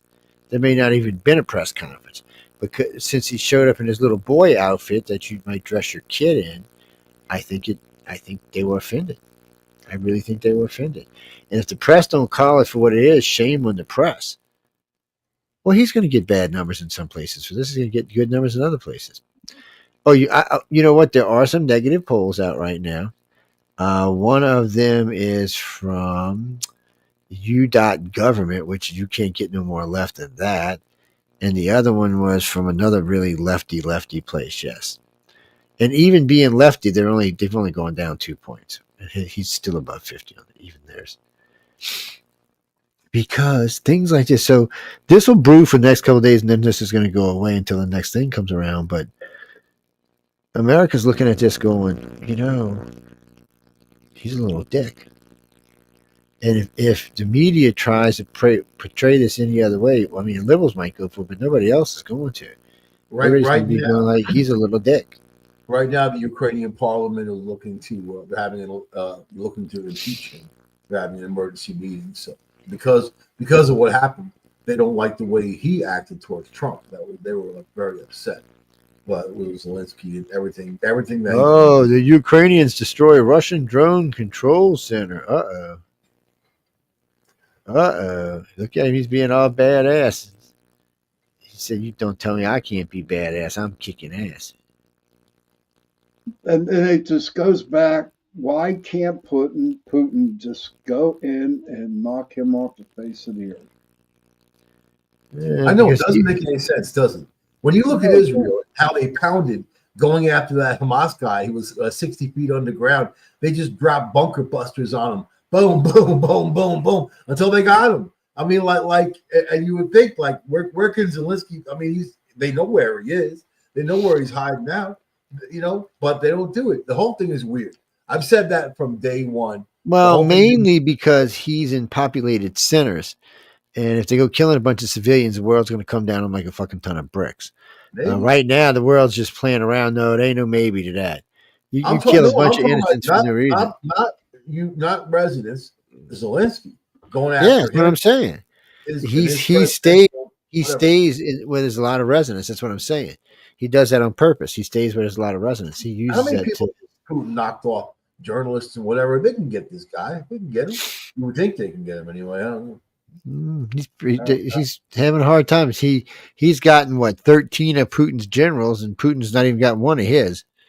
So I don't know. I mean, somebody's got. And a skunk showed up outside. There's something. I know. Huh? Ancient Roman guards' brains turned to glass after vicious eruption. I wonder where that was. Well, I mean, being in Italy, but ancient Roman brains turned. I'd like to see their brains, man, turn to glass, huh? That's crazy. Oh my god! Yeah, this is however long this was, probably 2,000 years ago or something. Zombie-esque, man. Zombies are coming. You think so, Michael? Where are you guys going to be? I don't know. So because of these planets aligned and all this, they're linking that to the super volcano out west, and it's going to blow and whatever. People are crazy, dude. The crazies are coming out of the trees tonight, and we are here. We are here. All right, we're going to play this. Hold on. Let me find us. Y'all keep talking. In the White House, I mean, Trump is you know what? Trump, the false prophet, the great Satan, all that, it's all coming together. Excellent. All right, where is this? Okay. I don't know. The world's still going to be here. The birds and the bees and the trees are still going to be around. Maybe people can't get along. No, they can't. It'd be nice if they could. What the fuck? What fucking fun is that? So we're gonna go out in the universe and be all like, "Oh, we love you, people. Yes, you're so sweet. We love all of you." And one of them's gonna shove a laser in my ass. Stolen my bird feeders, man. I'm being infected by creatures. Okay, let's see if I can find this now that I've been playing around. What's that, Ronnie? Yeah, I've been cranky lately. Fuck you. How's that? Don't maybe use it again. Fuck you again. Okay, now you maybe use it again. I'm just saying, stop making me use the word. No, it's bad for Sean to hear those kind of words. Yes. Yeah, my virgin ears. He just, it may spill out. We can't have that. He might be at work being Dexter and say, "Fuck you, bitch. Come here. Let me show you how to slice them fingers up." Oh, we can't have that going on, friends. I'm sorry. I'll skin him alive. We got to make sure he stays. We can't have no triggers going on, people. I'm just saying. Don't y'all know what a trigger is? Jesus, we got to educate these people. All right, we're going to listen to this little clip right quick. I don't know how it's going to be. Maybe we'll get to hear some of what was going on. At least this is Fox, so it's 50-50. It won't be horrible. Yeah, but no, is that Jessica Tarlov? I have no idea. I can't see anything. Oh, we got a bitch. I always like bitches. Bitches are good, man. Bitches are good. Yeah, they're good. Anyway, turn that on like that. Are we on the screen over there on StreamYard? Can y'all see it? Yeah, y'all can see it on the screen. I see it. I see it. All right, here we go. It was quite a day. What's your reaction to what happened? That was the most stunning political mistake I've seen in my lifetime. It was the equivalent of a diplomatic walking into the Oval Office, dousing himself in gasoline, and lighting a match. There's a piece of advice people get that says never get high on your own supply. And I think Zelensky's been reading his own press releases and believing the hype. And he's had too many people in the Biden administration and in Europe telling him he's the greatest thing in the world as he runs around, dressed up like an army man. I think he just really gave Ukraine an incredibly damaging blow. So you wonder if he's going to be pushed aside. Maybe Ukraine sends its generals in to negotiate, because now there's no way Zelensky can move forward in negotiations. Foreign policy pros tell us He was the U.S. ambassador, Ukraine's ambassador. Okay, that was what the fuck was that? Shut up, Ted. To the U.S. was caught on camera. Let's show it. Grimacing in shock at what Zelensky was doing. It is a brutal 3-year war. If we have the footage, look at there this. She is. You know, if you take out Trump and Vance, why did Zelensky decide to pick a public fight in front of the cameras in the Oval Office? Is he exhausted, or is he going along with the anti-Trump wing in Europe and America? You know, it's not Joe Biden reading off of note cards and index cards anymore. It's President Trump. Yeah, I haven't found anyone who can come up with a legitimate reason for him to do something this gobsmackingly stupid. You know, President Trump was throwing him a lifeline. This mineral deal would have put U.S. companies in Ukraine, which would essentially be better than troops. They're less threatening to Putin, but they serve the same purpose. President Trump would never allow Putin to invade and, you know, put American companies in danger. He's throwing that out the window. I have no explanation other than he's lost his mind. You know, Jim, Senator Lindsey Graham says Zelensky should either resign or not be in the negotiations. Let's talk about this. Polls from Quinnipiac, Marquette University, Pew Research, Ipsos show the majority of Americans demand the U.S. stop funding Ukraine. Ukraine can't win this war alone. The U.S. will not start fighting Russia, full stop. No one wants World War III. President Trump said that. The only answer right now is mark the boundaries now, stop fighting, do Trump's peace and prosperity deal. We know that Zelensky tweeted, quote, "Thank you, America," after the fight, but Trump is accusing him of pushing the world to the brink of World War III. What do you think? I think he absolutely has. There's no question the only person who benefited from this little tirade he threw was Vladimir Putin, who now holds the cards that Zelensky threw up in the air. It's time for him to step aside. He did a magnificent thing. He rallied the world behind Ukraine when Russia invaded, and he should get credit for that. But what he's doing now is throwing all of that away in a sad display of a lack of diplomacy and the ability to understand the people you're in the room with. The most powerful man in the world was willing to help you, and you disrespected him in front of an entire live television audience. That was crazy. It's still a mystery. I mean, either he's exhausted, it's a brutal 3-year war, or it's just a sense of entitlement or just being rude. That's what the analysis people are telling us. Thank you, Jim Hansen, for your great analysis and your service to America. Now, please listen to this. I don't know, man. That was Fox. Fox like, ooh, they gave them the bigger bird finger.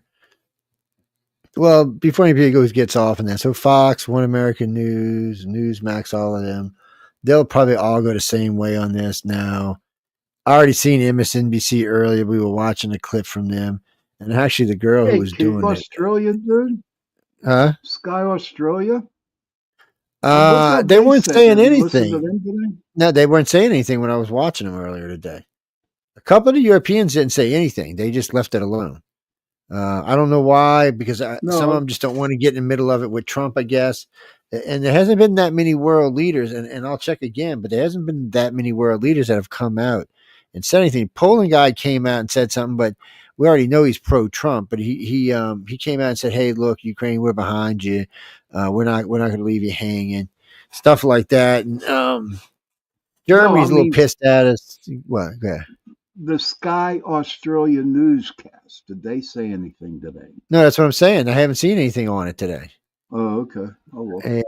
And I watched EU News, and I watched Sky England and or Britain, and Euro News and CBC, which is a Canadian news. The CBC is always hating on Trump. But what was funny about all of this is none of them were going like liberals usually would do, like, oh my God. Maybe because Joy Reid got fired, I'm not sure, but none of them are acting like that. They're all kind of like, well, you know, this is a dangerous thing because most of the American people are going to side with Trump on this. Yep. So, Yes, so you got to be real careful here where you go with this. I haven't even heard Chuck Schumer, anybody come out and say anything yet. I mean, you would have thought by now that shit would have been everywhere. Right. Now, you know, while we're talking, I may look around and see if I see anything else. But I mean, there just hasn't been any real news on this. It doesn't seem like nobody wants to go overboard with it. You know, everybody's kind of more laid back, like, hey, It went down. We're watching it. It's crazy. Do we want to call the president out on it? Ooh, I don't know. After all, Zelensky is a little shit. See, that's the problem. You got something to bitch out about Trump if you want, but really and truly, when you go back and look who you're talking about, you're kind of like, ooh. I mean, really, do we want to take his side over the president's side? I'm not even sure that's not considered treason, to be honest with you. They're going to be real careful here. I mean, for the politicians anyway. Let's Hey, see. Wool, is that Wool? Yeah. Hey, Woo. Hey, Woo Rider, DG. Woo Rider. I don't know, man. I just think that Zelensky just screwed Ukraine. Well, I think he did screw. That's the way I I don't look think at he it. helped the Ukraine. Let's put it that way. I think he probably did do some damage today. It's unfortunate. We'll have to see. Like I said, I was watching the world's reaction earlier today, and it's not really. It doesn't seem to be overwhelmingly full of hate, which I'm surprised. I've been watching most of the major news medias. Some of them said, a couple of them said, "Oh, the Trump and JD ambushed." Yeah. Zelensky, but most of them aren't even going there. They're just kind of leaving it off. What is that, Christopher? No, I haven't heard anything about the Pope. No, I'll look in a little while. I haven't since last night. I haven't heard anything other than he was sick and in bad shape. It's the last I had heard. If you're Catholic, you should. If you're Christian, you should be praying for them. I mean, you know what? If you're anybody, you should be praying for the Pope. Yeah, he's just the Pope. All that crap happened when he opened up that door that night. Yeah, that's what a lot of people are saying. It's when it started. I believe it did when he opened up that door. Vance leans hard into Trump's foreign policy and sparks a stunning Oval Office skirmish. Now they're going to blame him for it. So they're not even blaming Trump. They're blaming good JD. They'll help you get elected in a couple of years. Heck yeah. So I've actually heard now. I have heard several world leaders say that he will probably be president of the United States. In a few years. So that's interesting to hear the Europeans all talk about that. Oh, you mean Gene Hackman? No, it wasn't carbon monoxide. They said it wasn't. They don't know yet, Joe. They do not know what. Oh, I see. No, they don't know what killed him, but they said today that it wasn't the monoxide. Because that was the original thing. They said carbon monoxide killed him, but today they released something saying it had. More than likely, it was probably a suicide. I'm voting for mold, man. I think mold. I mean, he was 95. He was found dead. She was found dead, and the dog was found dead. If it wasn't the carbon monoxide, then more than likely that's what it was a suicide. Yeah, because they do claim that there was a lot of pills on the floor around her. Yeah. So he was a hell of an actor, though, boy. He was good. I liked his movies. And I mean, they had been dead for a while, by the way. Yeah, 2 weeks they were saying. Yeah, that's I know. Something about the 9th. It says the pacemaker recorded the last time. Oh, yeah. Pacemakers have dates in them or something? Yeah, I guess they can tell when it was. Gene Hackman and his wife Betsy tested negative for carbon monoxide poisoning. Pacemakers emanate radio signals. So they're constantly in contact and then back and forth. In fact, they were afraid that hackers could manipulate that and go into people's pacemakers and shut them off or make them go wild, and that type of thing. So they're actually looking at that right now. But that's why they know. So you're monitored all the time. Yeah, so they said he died probably on February 17th, the last day his pacemaker recorded an event. So that was it. It's heart probably, whatever killed him, the heart. Well, maybe it was the heart. Anyway, they don't actually know what killed him, but it's looking more and more like it was probably a suicide. No, I'm not saying that's what it is, Gene. Don't quote me. I'm just saying it's looking more and more like that. Well, that was sad. That was sad. It is, but he's, his wife was in quite a few things as well, so it is kind of sad to see them both. Yeah, I mean, it's hard to say what it is. Oh, Pope Francis suffers sudden worsening of respiratory illness, giving he's always on mechanical ventilation now. Oh, that's not good. No, they're going to pull the plug on him. It's oh, he's what is he? 88. I don't have anything against the Pope. Well, I'm not Catholic, but I don't have anything against the Pope. No, he's the Pope. Yeah. You know what? I know what you're talking. I can't remember his name. He's a little twit too. No, he's NBC and CBC. He's a little twit. FBI returns records from Mar-a-Lago search on Trump's White House. Says, "Ooh, yeah." They returned her underwear. Oh, wait! I have something to ask you. How come the FBI is giving a hard time to Pam Bondi and that they're not turning over the list? Because they're fighting it like they always do. They always do. But what's his name will take care of that. They have no grounds. Isn't that funny? They have no grounds, not whatsoever. So whoever's still yanking their chain. Well, she's they arrested that one FBI. They're going to have to give it to her. I mean, she's the DOJ. There's nothing. I don't think they arrested that one FBI agent that warned that Trendagua, whatever that gang out in Colorado, that the ICE was coming for them. He warned them. They arrested him. So it's good. They're bringing people to court. It's good. Let's see. Puerto Ricans worry over new Trump order designating English as U.S. official language. What the fuck? Should be. What the fuck?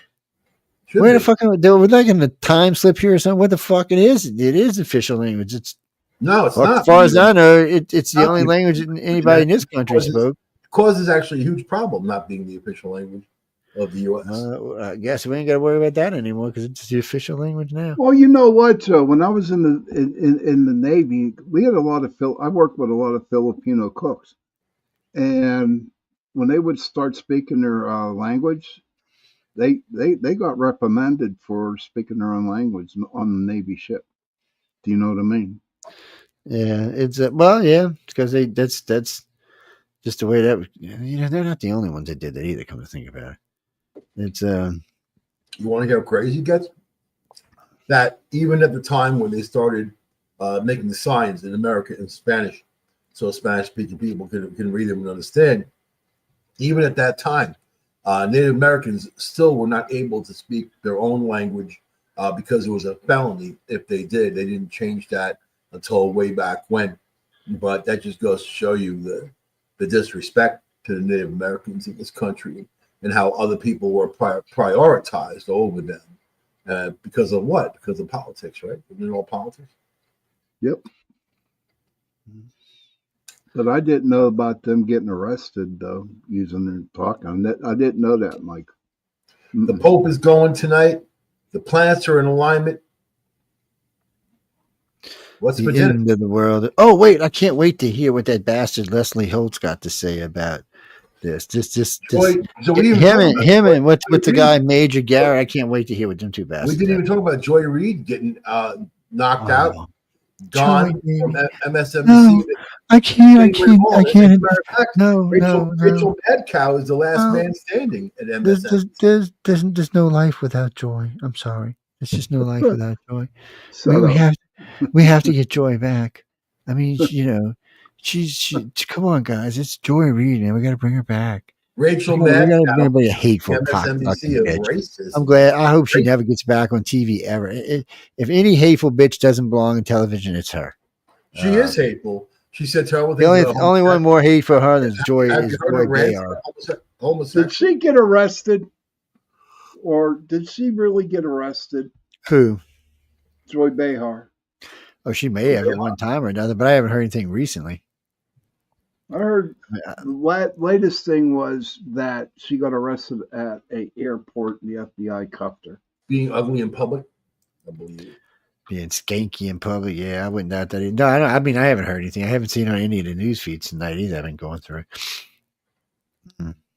Trump's new cootie police going out there collecting those with cooties. You know what I mean? Well, Jackie, the list. So Michael Jackson was on the list. Prince was on the list. You know who was on the list? JFK's mother. I mean, RFK's mother was on there. getting jiggy with it on sister. What's her name? Ethel. Yeah, or sister. I'm sorry, I was corrected. I mean, damn, man, that's just come on, that's just something kinky about that all the way around. I'm just saying, people, there's something. I'm not suggesting that all these people were partaking in what he was doing, but he was rich. Yeah, they all sniffing They the were cantaloupe. rich. They wanted to be go to honest. the island, and it was all about parties and whatever. Yeah, man. You know, They were all sniffing the cantaloupe. Let's not even lie He had about a it. ranch out west, and he had a place in the city too. Sniffing the cantaloupe. I have never heard that one before. You know, you never know who's listening to the show. And I don't want to hurt anybody's feelings. If you're a cantaloupe fan, you know, I'm sorry if I hurt your feelings, but still, other than that, what do you mean? Joy Reid. Let me think about this before I say this. Joy Reid can kiss my, you know what, on Bourbon Street in the middle of Mardi Gras, because she is one skanky, nasty, hateful bitch that should never have been allowed on. I mean, she is a racist bitch who had that's reason to get rid of her. Oh no, because they were getting ready to get sued. What's that, Jimmy? Oh, there was I don't want to say it like that, but there was a chunk of who they fired were black people. Well, there's a lot of rumors on why, but you can't say that it was because it was racist, because it was more white people fired than black people. Yeah, there was just, I think, 4 or 5 people. John who were fired. McNicholas is in the room now. John McNicholas. Good evening, John. Is that Jay? Is that Jay's first name? Jay's pregnant. Why do I keep saying Jay's pregnant? Because he's pregnant. Yeah, we're gonna all be millionaires. That's why you think we're hoping he goes to term. I got probed. It's Trump Zelensky Oval Office meeting, a calculated political ambush. Democrat senator says they're dicks. Okay, well, okay. I don't think you needed to put in there they were dicks, but if you know, senator and senator should not use the word dick. I mean, I'm just saying. What senator said that? Does it tell you? Oh, let's see. Let me go see. Maybe it does. Senator Jack Reed. There we go. Senator Jack Reed. There we go. Mm-hmm. He's giving blowjobs to Zelensky. Oh, did I say that out loud? Shit. I apologize, Jack. I did not mean to leak any secrets. I just say dick a lot, like dicks, man. I'm just saying. You know what I mean? Like you know, I don't know. There's something there, man. There's a connection between dicks. Well, what do you mean, MSN? So no, NBC is trying to get rid of MSNBC because they're an embarrassment. And Michael's right. The only one left standing over there is Rachel Mad Cow Maddow, and she's it. Everybody else. But she had to take a million. Yeah, well, she had to take a $10 million a year cut in pay. Oh no, she's a lying, stinky, skanky bitch. Is what she is. She's not as bad as Joy Reid. No, I'm sorry. Well, at least sometimes Rachel gets some comic shit going on. Let me tell you this. They all base their news and their rants on fake and false information, and much of it they fabricated. So really, if you dig deep, there's a lot of propaganda in there that went on, and it had nothing to do with entertainment. It had everything to do with power and control. So I'd like to see the chips fall where they may, you know, and then hold guilty people accountable, no matter who they are. I don't care what level they are, you know. But I mean, there was a drive of misinformation out there that you couldn't even compare to any war we ever had with the propaganda and misinformation that went on from the Democratic Party. They played every nasty card in the deck. Now they're suffering because their numbers are dwindling and their funds are dwindling. And then Trump is out there doing things where they did nothing. So there's proof is in the pudding, man. Give me some pudding. Give me some of that pudding, man. Chocolate pudding at that. What was that commercial that Bill Cosby used to do about kick his feet with a pudding? What was that? Bill Cosby, another pervert. Pack. So wait a minute. So it's Epstein, Weinstein, Cosby, and Diddy. Okay. Yeah, I was thinking earlier, man. Like, and I think of this often. Every time I see these guys sitting behind bars, well, Epstein gone, you know. But every time I see Diddy sitting there with that dumb face he makes, I'm thinking, why didn't he just get on a private plane? The second they saw the news story, we're going to go after him. Oh no, it's worse than that, Mike. He did, and he came back. Yeah, but why? Because he thought he could beat it. Well, no, his lawyers told him that they could get him out, that he wouldn't be going to jail. He would just be turning. You can't trust lawyers. Duh. You know that. I would have went to some country that has no. I would have bought a country if I had his money, man. Buy a country, Diddyland. You come over here, you have trouble. You can't invade Diddyland when we're trying you in court. Yeah, kiss my ass. I'm in Diddyland. You know what I mean? But now he's sitting there in jail. And jail is jail. I think there's probably part of him that it's very interesting in my life. And I'm not saying law enforcement, but of course I'm on the outskirts, with investigations and whatever and all the stuff I've done in my life. But a sociopath is comfortable with other sociopaths, and I think that when they go to jail, they feel like they're in their elements. They're not. It's not a hard place for them to be because they can move easily. He's rich and he's got the best of the best. Even in jail, he's being treated like the Godfather. You know what I mean? And he likes to pork guys in their butts. That's jail. Everything that he wants is actually there, except his great food and that type of stuff. His opulent lifestyle. But I don't know, man. It's very weird that he just didn't be like, gone. I'm gone. Okay, have the case. I'm not going to be there for it. You know what I mean? I'm going to be somewhere. I'm not going to tell you where. Oh, wait. Jay's part of the show. Hold on. Let me bring it up. Okay, let me see where it was. We're going to play says because he has enough dirt on enough celebs that he can cut a deal for his crimes. Let's see. Is that Jay? Figure. John. Yeah. Yeah, John. Yeah, John McNichols here. It was Jay. It is Jay. You can call him Jay, or you can call him John. Share But screen. he doesn't have to call him JJ, J. John. You can call him J. John. Let's see if this work. Okay. I don't know if this is going to work or not, so we're going to find out. Let's see. Where is it? Where is it? Where is it? Where is it? Okay. See another CEO. Did that get in the screen? Yeah. Is it? Oh, all right. We're going to get to hear these tests. All right, guys. We're going to play this. I don't know how much of this is. After we play this, we got to go to break. We'll talk about it for a minute. So we got to go to break. It was all right. So let me play this. Let me find that. There's the sound button. And here we go. Y'all ready? Everybody's ready? Everybody's ready? Okay, here we go. I want to see Fuck you. You heard him? Fuck you, man. Faster than any ask our people about ceasefire, what they think. That wasn't with me. For you, ceasefire stinks. That was with a guy named Biden who was not a smart person. Yeah. That was with Obama. It was your president. Excuse me. That was with Obama, who gave you sheets, and I gave you javelins. Yes. I gave you the javelins to take out all those tanks. Obama gave you sheets. In fact, the statement is Obama gave sheets and Trump gave javelins. You got to be more thankful because let me tell you, you don't have the cards. With us, you have the cards. But without us, you don't have any cards. After that meeting ended, there was supposed to be a lunch and a press conference, but White House officials say Trump decided Zelensky was not ready to discuss peace. Minutes later, Zelensky was seen leaving the White House. The intensity of the meeting felt by many in the room. The Ukrainian ambassador to the U.S. seen here with her head in her hands. We're also getting reaction on the ground in Ukraine. The Washington Post interviewing a Ukrainian military officer who said, quote, "We still have a lot of work to be done. Better war than shameful peace." We're going to have much more on the reaction abroad. But first, I want to get right to NBC senior White House correspondent Gabe Gutierrez. Gabe, we know there was tension before the meeting between Trump and Zelensky.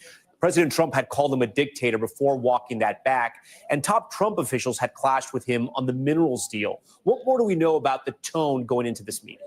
Well, Tom, it was really remarkable going into this meeting. White House officials were hopeful. When Zelensky arrived this morning right here at the White House, there was a cordial handshake with President Trump. The president even joked about what Zelensky was wearing. And then inside the Oval Office, he said that he was honored to have Zelensky there. But as you just played, things devolved very quickly. And I asked White House officials whether, as one Democrat, Chris Murphy, suggested today that this was some sort of planned ambush. White House officials insist that that was not the case. They were walking into there, they say, ready to sign this deal for those rare earth minerals.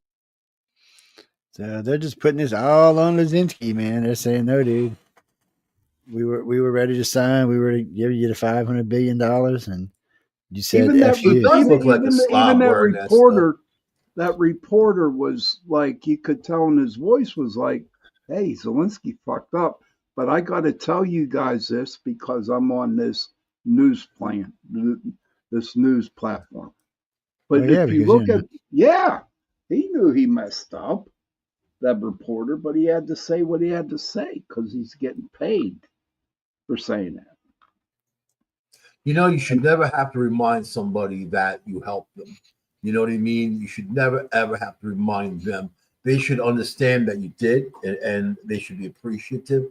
And then, but this guy Zelensky doesn't have, he doesn't have any common sense. It seems like he got, you know, he had just gotten into the Ukraine as leader when this whole thing happened. Just recently before that, he's not much of a leader. He's not known for being much of a leader.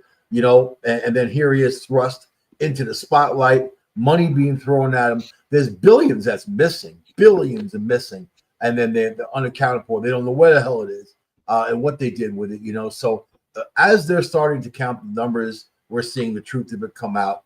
But the bottom line is Trump is diving for peace, and that's not a terrible place to be, you know. And anything else, you know, Biden had never tried, did he? Did Biden ever really try? He said Blinken in there and whatever. Nothing ever happened. You never heard of anything. You never heard any, you know, as far as I know, there was a wall between Putin and those guys. So, and then Biden, every time he's out there vilifying Putin, he's evil, he's this, he's that, he's that. How are you going to have a dialogue with someone when you're sitting there chewing them out, then all of a sudden you're going to be their friend? You know what I mean? Or just be even cordial or whatever. You know, these are other leaders of other countries that aren't our country. We really have no business in their business, if you want to get technical, until it overflows into our business. Yeah, they didn't want any. I mean, when it comes right down to it, that's not what Biden wanted. Biden just wanted a war. I don't know what he thought he was doing, but he didn't give a shit about anything to do with Putin. But let's see what this one is. He wasn't even conscious the whole time he was president, man. You know, it was the people running him, running the show from behind. Yeah, and that's the sad part. There was a bunch of different ones, but let's see what this one says. Oh, wait, I think they're going to be friendly here for a minute. Way in, it was cordial, but the friendly vibe would not last long. You're gambling with World War III.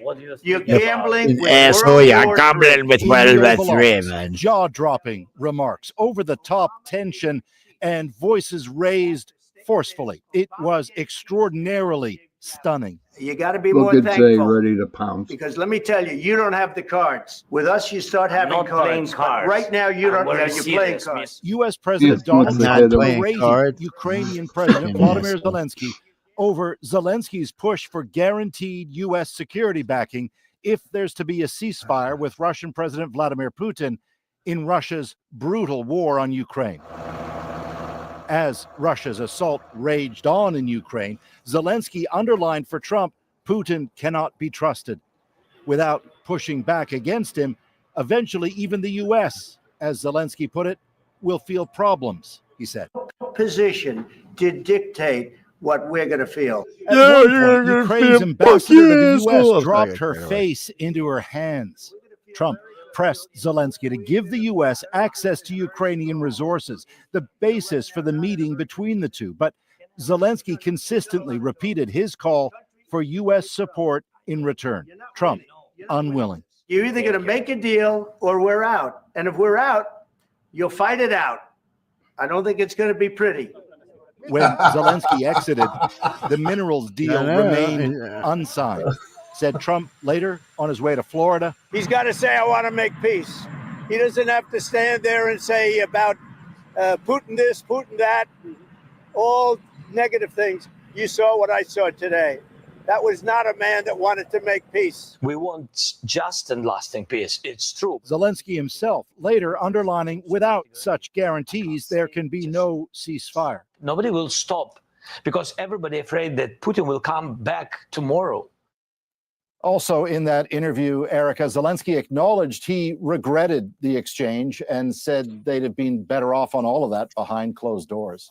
Yes. Okay, well, beyond the deal, which is now on hold, is there any sign of repercussions for Zelensky? Yeah, well, there's some reporting tonight that after that chaos in the Oval, that there are now discussions at the White House on whether the U.S. will continue to send military aid to Ukraine at all. out by the helicopter. Trump was asked if indeed he's considering that.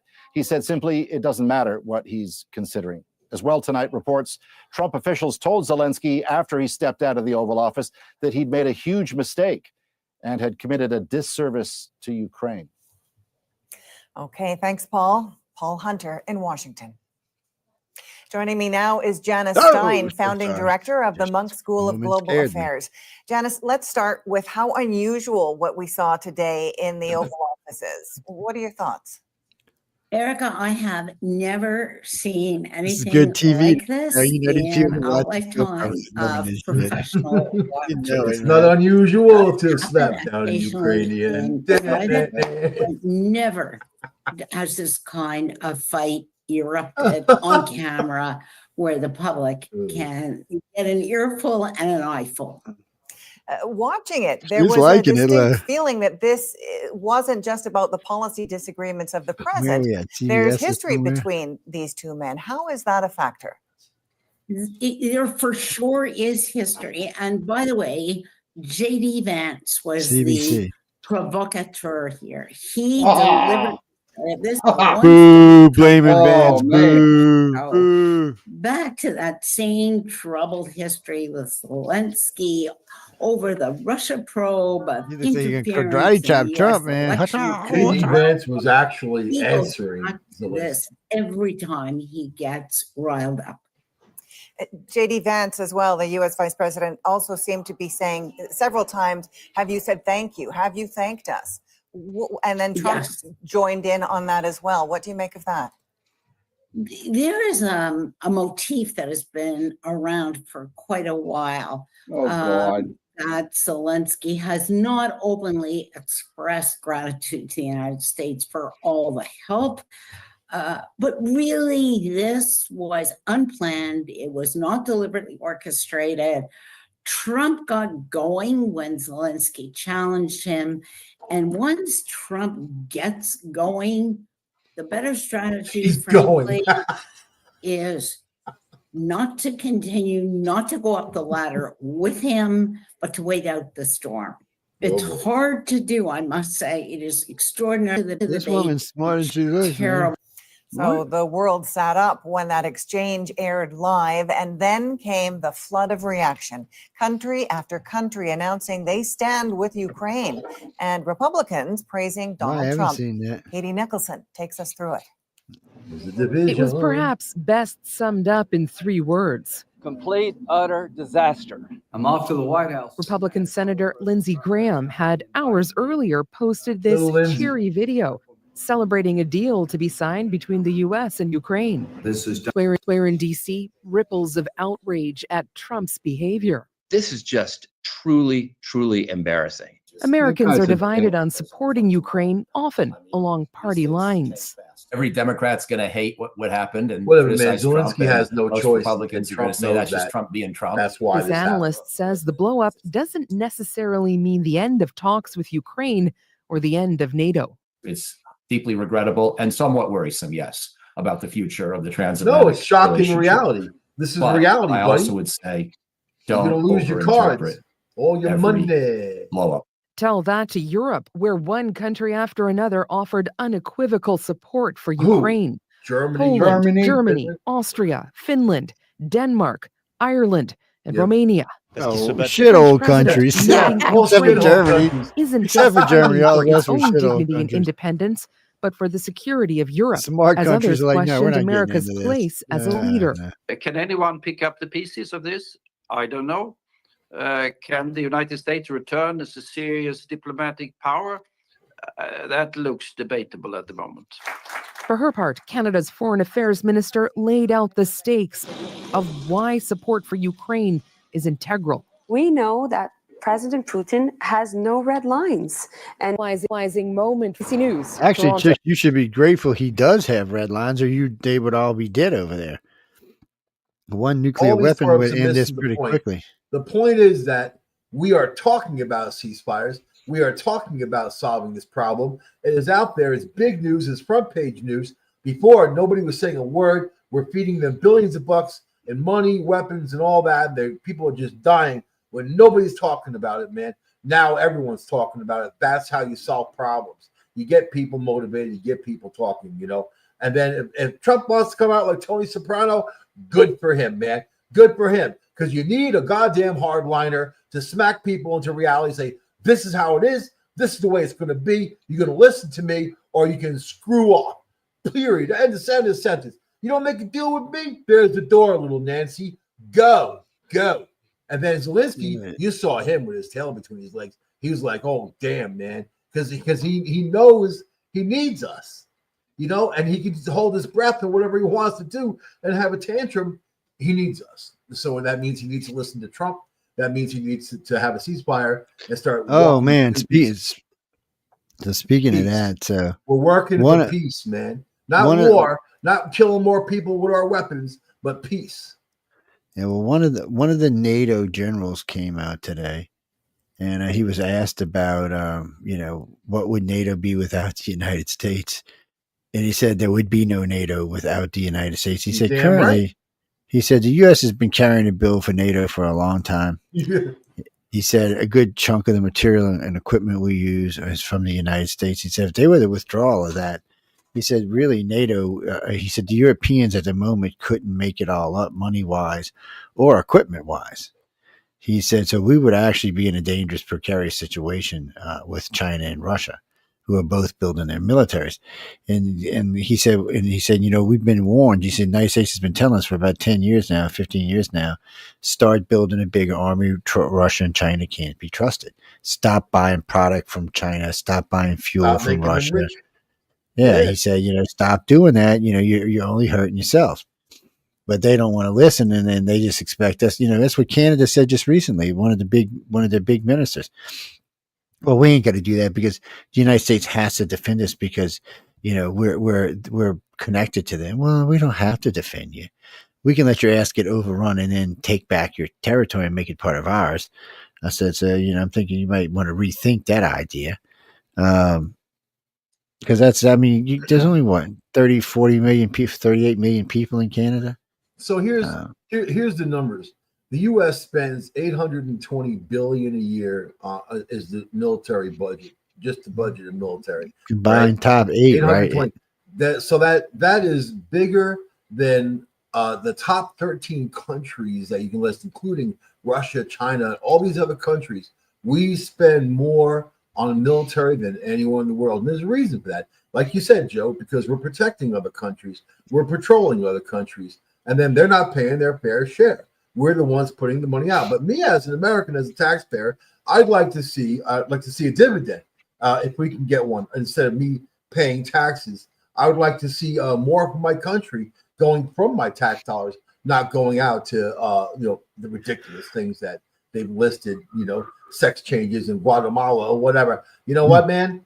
It got way off base of what that money is supposed to be used for, and the politicians have no respect.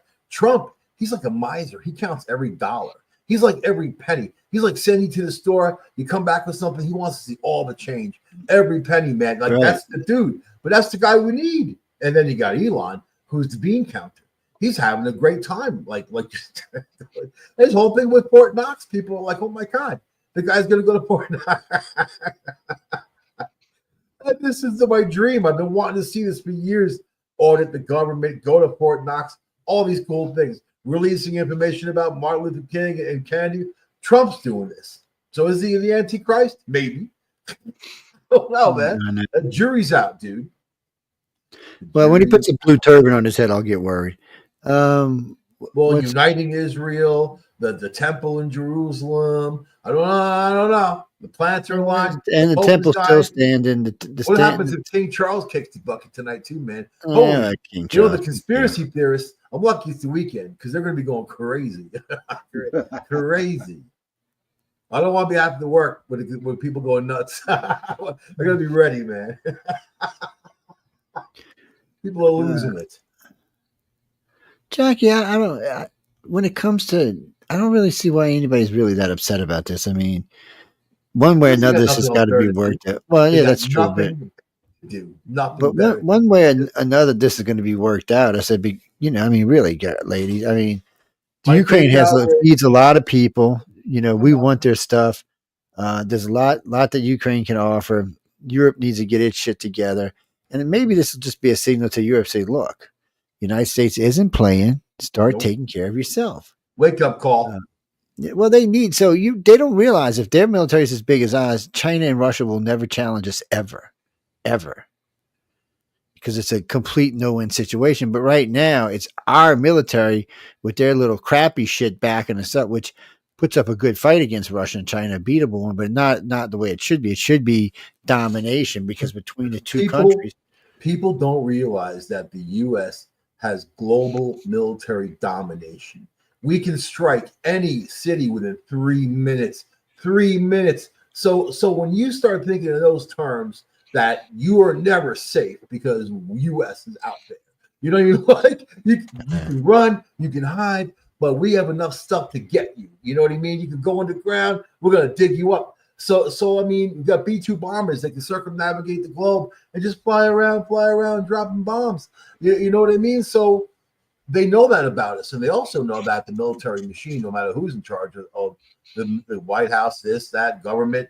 Once that military, like you said on a previous show, Joe, once that military machine goes into action, it's automatic. It's automatic, and it goes by the numbers. You know, and the U.S. is the most powerful country on the planet. And anybody who thinks it's not, they don't get it. They don't understand what they're even talking about. But Zelensky is a minor player in a third world country. You know, he's a minor player. So he needs to snap into line. It's a wake-up call. He made his money. He's got his stuff. He can go into exile, put somebody else in there, and then start solving problems, right? That's my plan. That's my plan. I want to see JD Vance wrestle now. I want to see him. I want to see him wrestle. Yeah, old JD, he was getting mad. Oh, was he getting mad? Oh.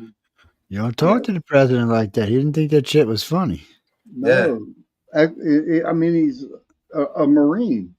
You don't do unbelievably disrespectful to even, and especially in that press conference and the whole meeting, everything they were doing for Zelensky to act like a jerk, right with the president of the United States after we've given so much to Zelensky, so much, you know. But I'm not a fan of the whole thing. I don't think we should have gotten involved as deeply in the beginning, a little bit, but it should have been solved before it happened. But Biden didn't have the wherewithal, whatever reason, you can guess as good as mine. But Trump wants to solve the problem, you know, and you got to give him credit. You got to give him credit because he wants to solve the problem, you know, and he's looking to make that deal to solve the problem, and the deal is going to hurt, you know, not us, but you know what I mean. Somebody, it's 5 o'clock somewhere, you know what I mean. Somebody's going to feel it.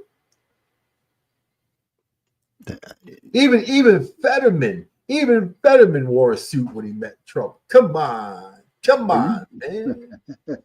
Let me go through this list again here. Hold on this. So I just pulled up a list of maybe we can put this on the screen. Hold on a second. I don't know if we can or not. What's that thing when Zelensky dancing around the lingerie? I think that people need to see what they're talking about. What they're defending. That's just fucking scary, is what that is. You should put it on. It's funny as hell, man.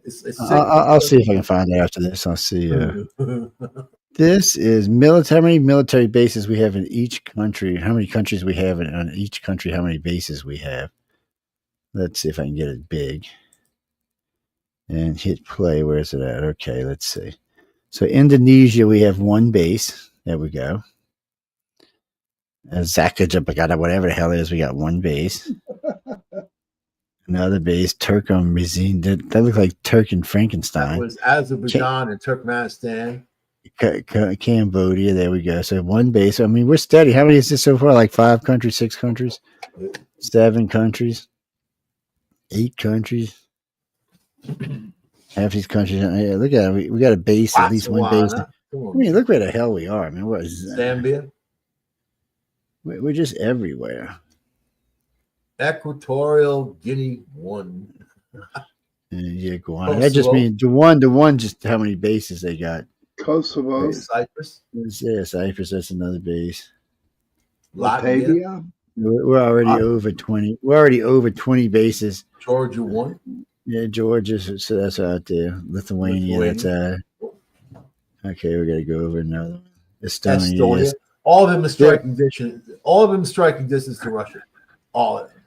Yeah. Ghana. So, Dr. Congo. What the hell is that? Is that like something? What was the Dr. Pepsi? Was it Dr. Pepsi? I know. Or Dr.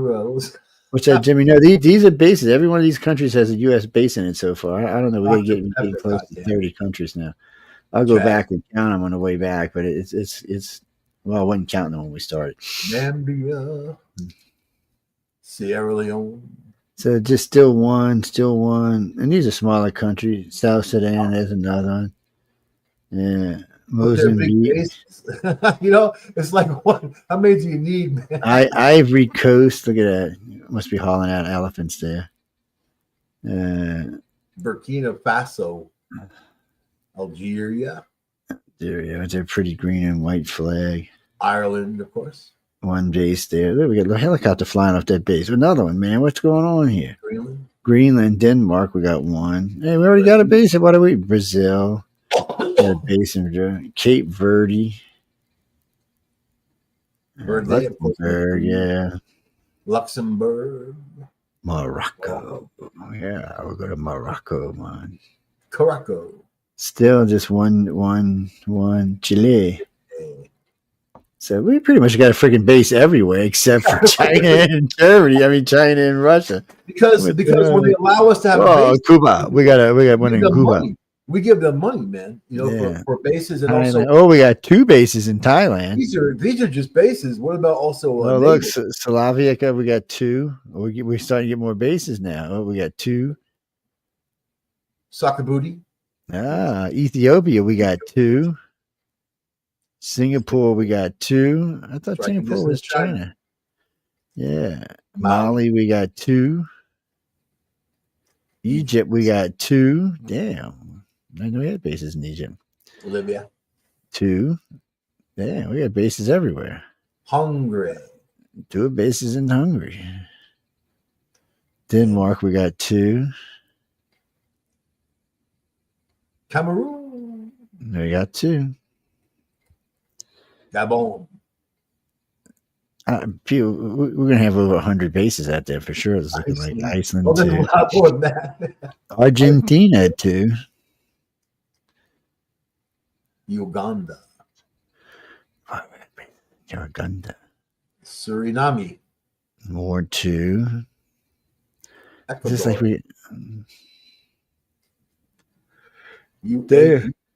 3. UAE, United Arab Emirates, we got 3. Jordan, we got 3. It's funny because there's bases in countries that you would never think. You know what I mean? You know what this country is. We got 3. Mauritania. Dominican Republic, we've got 3. Nicaragua. I mean, this is ridiculous. How many freaking bases we got out there? Lots. Canada. Lots. Canada, we got 3 bases in Canada, and they're right above us. I guess we don't really need more than 3 there. Oh, wait, we got more coming out here. Oh, Kenya got 4. Yep. Bulgaria. You got 4. Look at this. We're getting serious now. Spain's got 4. But no, ladies and gentlemen, this is how many bases these countries have. These are U.S. bases in other countries. Yep. Peru got 5. El Salvador's got 5. Damn. Costa Rica. We have to one day do a thing on this and see what these bases do. What Colombia's got 5. South America's got quite a few bases. Oh, yeah. Yeah, like Syria's got 5. Like I said, we're 3-minute strike time to Iraq's got 6. Any city, anywhere. Bahamas have got 6. I don't know why we need somebody down there. Romania's got 6. Somalia's got 6. I haven't even seen any of our big allies yet. I know, right? Netherlands have got 6. Nigeria's got 7. Wow. Israel's got 7. We pay them. We pay those countries to have our bases. Oman got 7. But what are these bases? I mean, come on. Qatar got 7. Well, that's probably 7 bases. Mainly Air Force / Australia got 7. army, some army. Guatemala got 8. Now we're up to 8. Norway got 8. I mean, we've invaded it. We've taken over the world and didn't tell anybody. Yep. That's the U.S. Most powerful country in the world. No other country can say they have bases all around the world. Not even close. I mean, that one Greece is Belize got 9. No small Belize's. Honduras got 9. I mean, it's just growing as we go. I haven't seen it. There's Kuwait got 10. Yep. We got in there. Belgium got 11 with a black trial. Yeah, that's where the black trials keep getting cited. Marshall Islands got 11. Yeah, that one I kind of thought that one might have a lot. Saudi Arabia 11. Jesus, no wonder nobody wants to attack anybody. Bahrain. 12. Here's 13 in Turkey. Oh, what's up here? Panama, 17 bases. Oh, come on. I ain't even believing this. This is full of shit. Portugal, 21 bases. What the hell we need 21 bases in Portugal for? Striking distance. United Kingdom, 27 bases. And they wonder why our military, I say our military is entertaining. Puerto Rico, UK. 34. Puerto Rico. Italy, 44 bases. Of that Italian food. Look at this one. I ain't believing this. Guam, 54. Jesus. Guam's not even big enough to have 54. What the hell? South Korea, 73. I'm not believing that. In Germany, 119 bases. You know, our bases, man, around the world. We do. Oh, they're on crack, man. Whoever made this map is on crack, man. We pay for it, is what we got. Oh, look at Japan, 120. Yeah.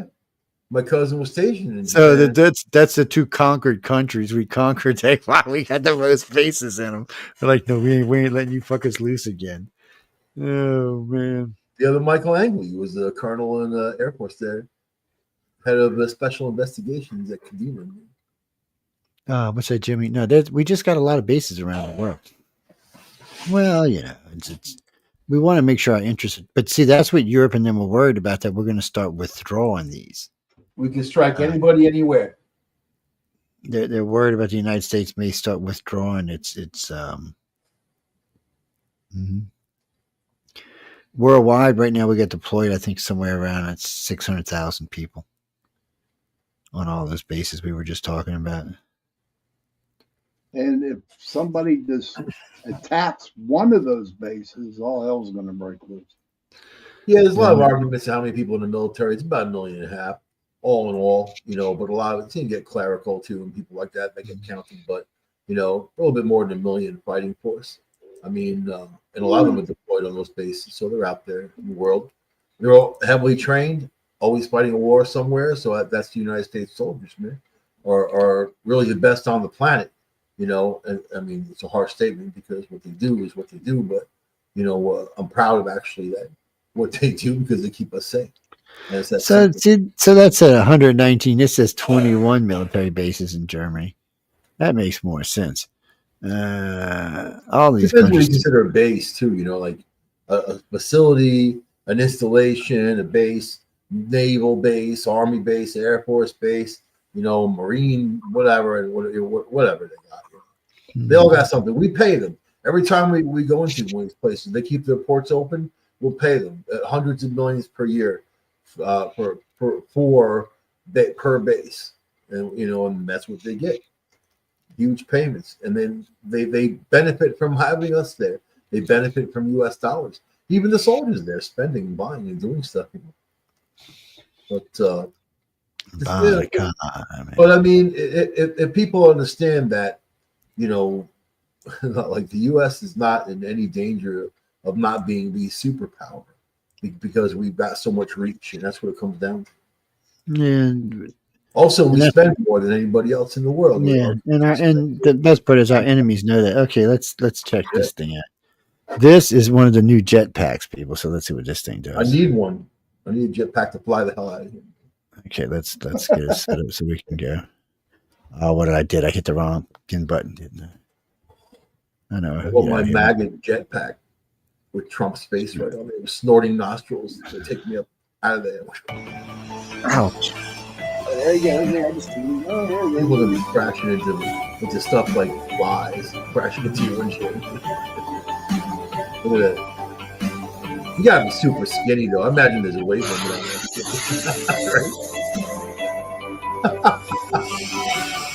This might trigger finger itchy. It's so weird. Isn't that weird?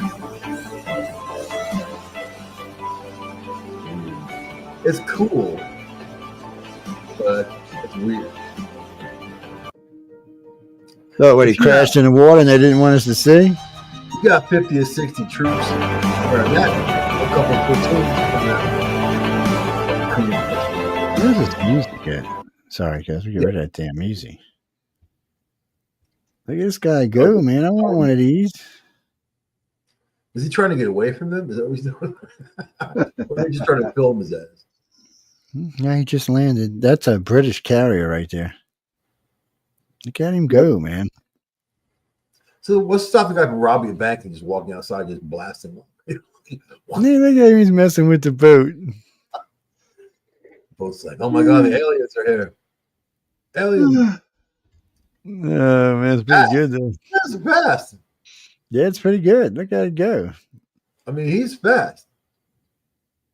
I know this video is sped up, not even like look at the water. It's sped up slightly, but not like that. What is that? Eat at Joe's? Eat at Joe's restaurant. That's Norway, isn't it? He's up there. I don't know. They said the HMS. They called it the HMS something, which I thought was Her Majesty's service. No, I'm looking at the dude's flag, man. No, oh, I don't know about the flag. I didn't even see it. He's gonna splatter on that thing. Yeah, that's not a British flag, that's for sure. Yeah, see, there's Queen Elizabeth. That's the name of the ship. Dude, you can't just be flying some rogue ass flag when you're on a British ship. Dude, they got to give the guys that do the squeegee windows in the skyscrapers. I know, huh? Get up there and squeegee that window, sucker.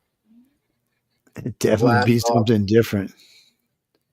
I wonder how long they can stay up on that. I guess it's got weight limitations. Yeah, and I don't think they got more than a few minutes, to be honest with you. I know the first ones I seen didn't last more than about 20 minutes. And these probably go a little longer, but asteroid collision shocked scientists. It's air, right? No, it's some kind of fuel. Is it? Like, yeah, because you notice, because when you look at the tail nozzle, it's a heated fuel of some sort. I don't think it's as heated as much as it is just powerful, but yeah, I thought it was compressed air myself in the beginning. But then, how much compressed air can you carry in 2 tanks? Nah, not very much. More like not compressed air, more like maybe fuel, but it powers like fans. You know what I mean? Like blades or whatever, some kind of No, there are jets. They're like a jet, but yeah, like a jet, but without the flame. They're just pushing through. Yeah, so if you look on each hand, there's a forward and a backward nozzle. And then there's a nozzle on the jetpack itself for cruising. Hey guys, I gotta run, dudes. All right, I'll see you tomorrow night. Go get some rest. Yeah, we're out of here in a little while. Go get some rest. Be safe, man. Don't be dreaming about Jay because he's pregnant either, dude. That's just weird. I'm not dreaming. And Jay's going. I just thought I'd tell you that up front. That's just weird. Dream about JD Vance knocking out. You know who. It's a boxing match. I want to call the match, man. They should set it up, man. Trump is be good, man. They should set up a fight between them, guys. Man. See you tomorrow night. I'll see you later, man. Yeah, tomorrow. Yeah, people don't forget. Oh, we got a guest tomorrow night too joining us. The chat. Yep. Emily Goodwin is going to be joining us the last part of the show. Yes, she's evil. I'm telling you, evil. But she's going to join us the last part of the show tomorrow. So Amy Goodwin. Emily. I was like, Emily Goodwin. You've met her before. I think she's been on the show before. You've met her before, but what is that, Jack? 16 minutes. Yeah, we got left. So if you got a question, you better get in now. Oh no. So I was up late last night, and I said, okay, I'm gonna sleep late today. So I'm all comfortable this morning, and I kept feeling some weird thing in my face. My little black dog is licking my nose. I'm like, what the hell? So I get up, So all right, it's like 8 o'clock in the morning. So I'm going back to bed. Oh no, I had to get up for something. Then I made coffee. Then I made toast, and then then after that it was over. I was just staying up. Yeah, it's hard for me once I get up to go back to sleep. Yeah, it's just one of them things. I don't think Trump did anything wrong. I'm sure we're going to see a lot of legacy media from the liberal side. Oh my God, he's such a dick. Did you see what he's a dick? I mean, but nobody cares about those people. Woke is dead. DEI is gone. Nobody cares about those people. They're going back into the cracks. They're trying to come out, fake outrage. Nobody cares. The real people out there don't care. They don't care. And those people are going to realize that nobody cares. They're going to cry. They're going to scream. They're going to do all the little tantrum stuff like a bunch of children. But they realize Trump is the one trying to make peace. He's the one pushing for peace. Yeah, he is too. Think about that. Trump is trying to make peace. He wants peace. And I don't blame him. We don't need to get into World War III. We do need to get rid of Putin somehow, but you're not going to get rid of it while he's fighting. Putin ain't gonna last. He's sickly. He's old. He's got cancer. Oh man. So damn, I wanted to tell Sean this. So the Navy, U.S. Navy came out with a new Top Gun missile that makes the aircraft carrier all but invulnerable to Chinese attack. Ouch. There you go, China. Take that, Xi Jinping. Yeah, so they the Navy's been working on this for a while because China had invented what they called the carrier buster. And the U.S. wanted to make sure there was no carrier busters going to bust up our ships. And there's a lot of new stuff out. Oh yeah, this is a powerful missile too, and it can actually be used to destroy other ships. I don't know, Jack. We'll see. No, it's radar guided. I think it's actually most of our missiles now have more than one guidance system on it because you can jam radar and stuff. So they'll have usually like a radar, laser, maybe GPS guidance. Yeah. People don't realize that if it ever came to that, if there really came to blows, and I mean all out, not talking about nukes, but blows, going after the military, going after a navy, you know how fast China's military would be just decimated. The navy would be gone. Remember Saddam Hussein with his Revolution Guard and whatever, the fourth largest army on the earth. People said, "Go, man, you go after that. They're going to destroy you and whatever." How many days did that war last? A couple, 2, 3, whatever the hell it was. And that Republican Guard was decimated, dude. Decimated. They didn't even know what the hell hit them because the U.S. is a war machine. Like it or not, we're a war machine. And then people mess with that machine will come after them, and they're going to see like, oh my God, China's aircraft carriers, they would sink, they'd be gone. Everything they had would be gone in a blink of an eye, and then that would be it. They'd be like, oh no, what the hell just happened? We just crushed you. That's what happened. We crushed you, and we can crush you further because we got lots of resources. And we just cut you off of your resources. So what are you going to do? And that's what you got to do. You got to run things. You have to be tough, man. You got to be tough and understanding, but be tough. And I'm not having a problem with Trump right now. Yeah, I'm not either. I'm pretty much where he's going. Oh, so China Mars rover making stunning discovery in search of evidence for ancient water. Yeah, we know there was oceans on Mars. I mean, we know there's oceans inside the Earth. What's funny about it? I said there was going to be that there was oceans on Mars 35 years ago, and I said they'll find liquid water on Mars at the same time. So they would also find water on the moon, and all of this is coming to pass. And I was talking to a friend of mine who works for NASA. He said, I don't understand how you know all of this. I said, dude, it's common sense. You've got polar caps that melt. And I said, where does the water go? I said, sometimes I just don't understand scientists. They get off in these ruts and they can't seem to get themselves out of them. They can't think outside the box much of the time. Is because they follow other people's work. And when they do that, they're not creating their own work. How many times have we seen famous scientists, even the dude in the wheelchair, Hawkins, what was he known for? He did this, he did that. I read all that. I read everything on him because I want to know what I was talking about.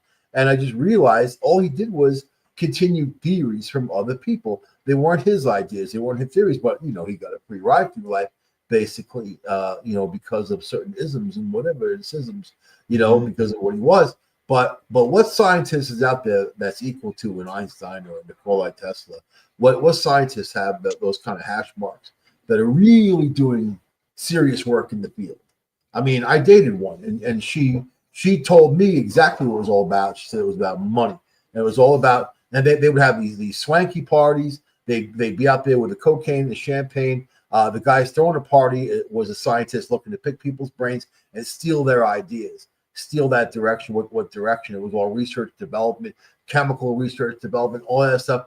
But they're working for goals of money and finance. They're not working for goals of solving problems.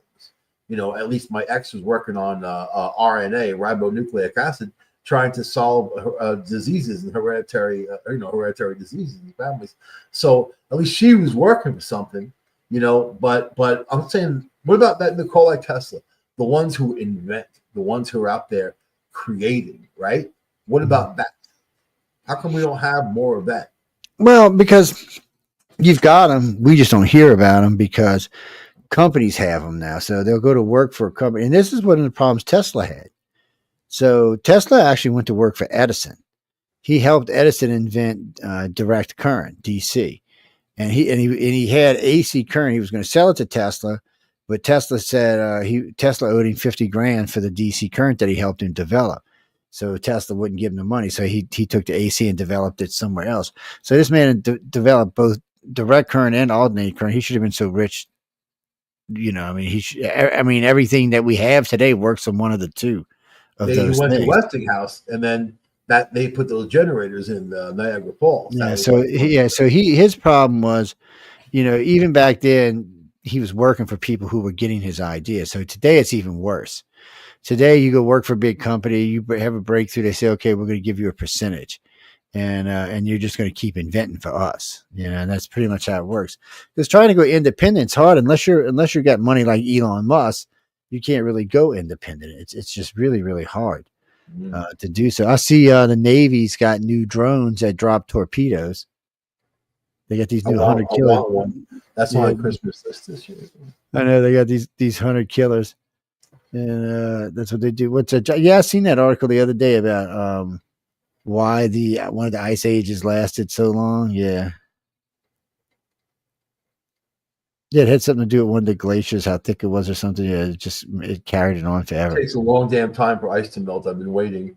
We've had nothing but ice storms, man. You know, and the long temperature stays certain degrees, it ain't gonna melt. You know how that warmed goes. up. Well, it's warmed up a bit, you know. So, but just ice takes a long time to melt. And then everybody ran out of salt. The towns around here didn't buy enough salt for the season, so everybody ran out of road salt. It got pretty bad out there. You know, people sliding around, sliding.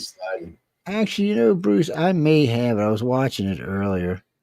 I can look. You're talking about the Starship launch today. I may have it. Let me look. Hold on. It's pretty cool. You have to admit, man. I love Elon's, you know, the whole SpaceX thing, and you know what I mean. I don't love everything he does, but I think that it's awesome. The whole. Well, he got his Starship in the orbit today. That's what he's been trying to do. So I think it's gigantic, like you said. It's freaking gigantic. It is, and the two together is just crazy. Well, you don't get to see everything. Come on, I want to see everything, man. Yeah, I know. Let's see if we got this. Hold on, I might have this piece. Give me a second. Let's see if I can bring it up onto the. I don't know where I'm at, so that makes it even harder. Let's see. Present. Nope, it ain't on the thing. Sorry, guys. I must be. Jay still there? Uh-oh. Well, it's just me, folks. I think we lost Joe, man. The hell happened, Joe? He's gone. Oh my God. So I love the whole SpaceX thing. You know, Tesla, I'm a fan of the technology. It's not an exact science at this point. You know, the whole electric car thing and all that. So I think that it needs to go long and far. I think that the people who invest in it are investing in the technology. And they understand it's not about the car company, Tesla batteries, generators, and all that. It's about the technology, and the technology will always grow and get better. And then as time goes, it's going to be good for people. I mean, I think that, like when Puerto Rico had those earthquakes, they lost their power. It was a few years ago.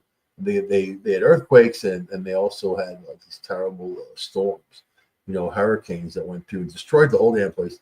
And then there was Tesla. Well, Tesla company came through, and then they brought these generators for the people there free of charge, and Elon did that. So I mean, the guy he gives a lot to charity. He does a lot of good stuff. Elon Musk, Tesla company. I think the technology will just grow and grow and grow. I think once you have that electric car that can go 1,000 miles, I mean, people will want it. They'll want it if it's priced right and you can fix it and it doesn't catch on fire every time you drive it. That's a big knocker, man. Look at the size of this thing. I think this thing is huge. I mean, the top of it is as big as the damn booster at the bottom. It is. How big is it? It's huge. How big is it, Joe?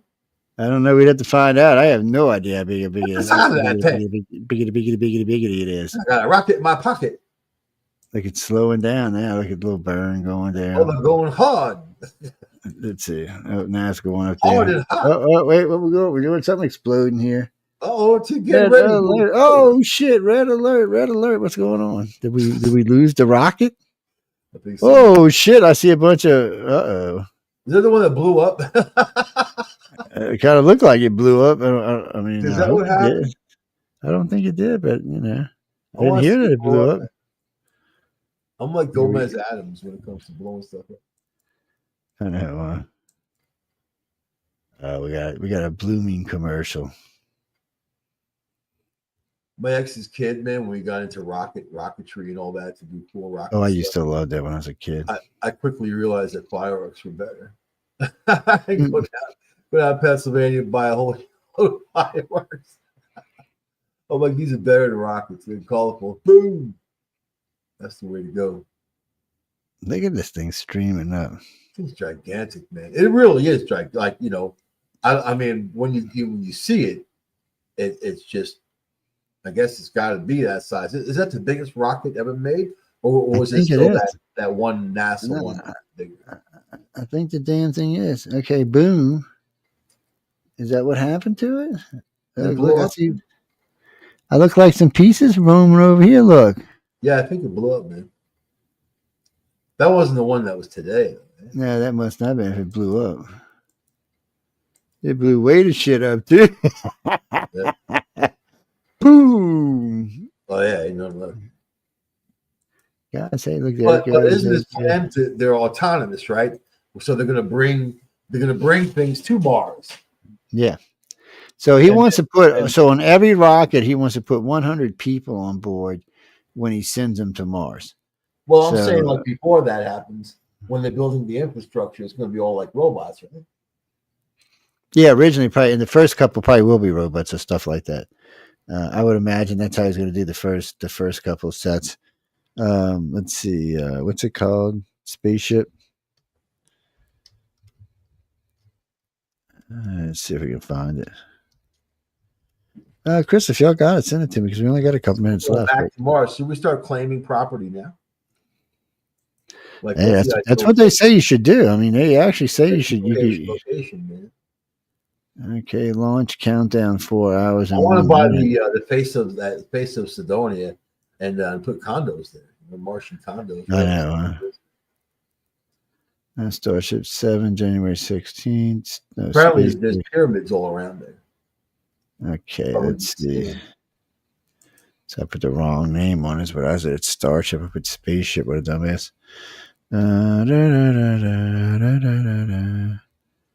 right, let's go see if that's it. Ever since I saw this guy land a rocket, have come back and land on its own, I knew that he was going to be just amazing in the space race. I think there is no space race anymore, as a matter of fact. I think that Elon. Yeah, because Elon's kicking everybody's ass. That's why there's no space race. Give them time; they'll catch up. But But he may come up with something else by then. So. When they did that soft dock, and he did it within like 30 minutes or something, where it takes some hours normally to do it. You know, I mean, just the time saver and also the thinking that's going on. He's got a lot of great people as part of SpaceX. So, you know, good for them, man. And they're private.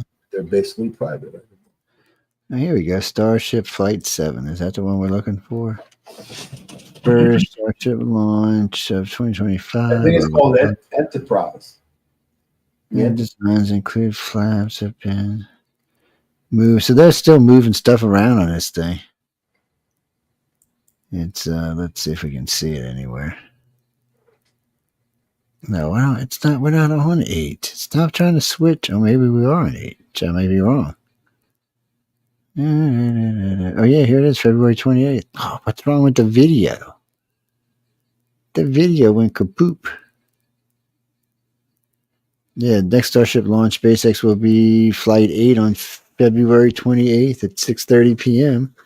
So that was a while ago. It's officially March.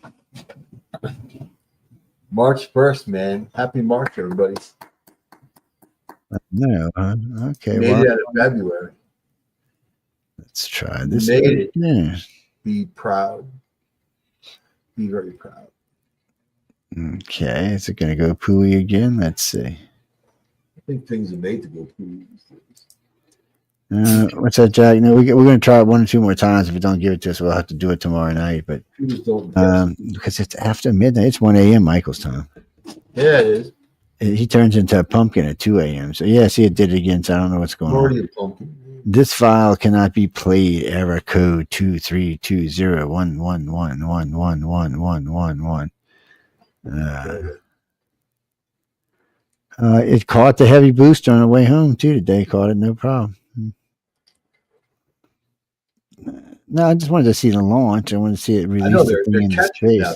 The arm goes out there and catches this thing. Yeah, because that's cool stuff, man. I think they started doing that because of the Starship. They want to be able to catch it instead of trying to land it because it's so big. I think not as much fuel too. Yeah, it don't take as much fuel. And they caught the big one today. It's the first time they caught it, but they caught it today.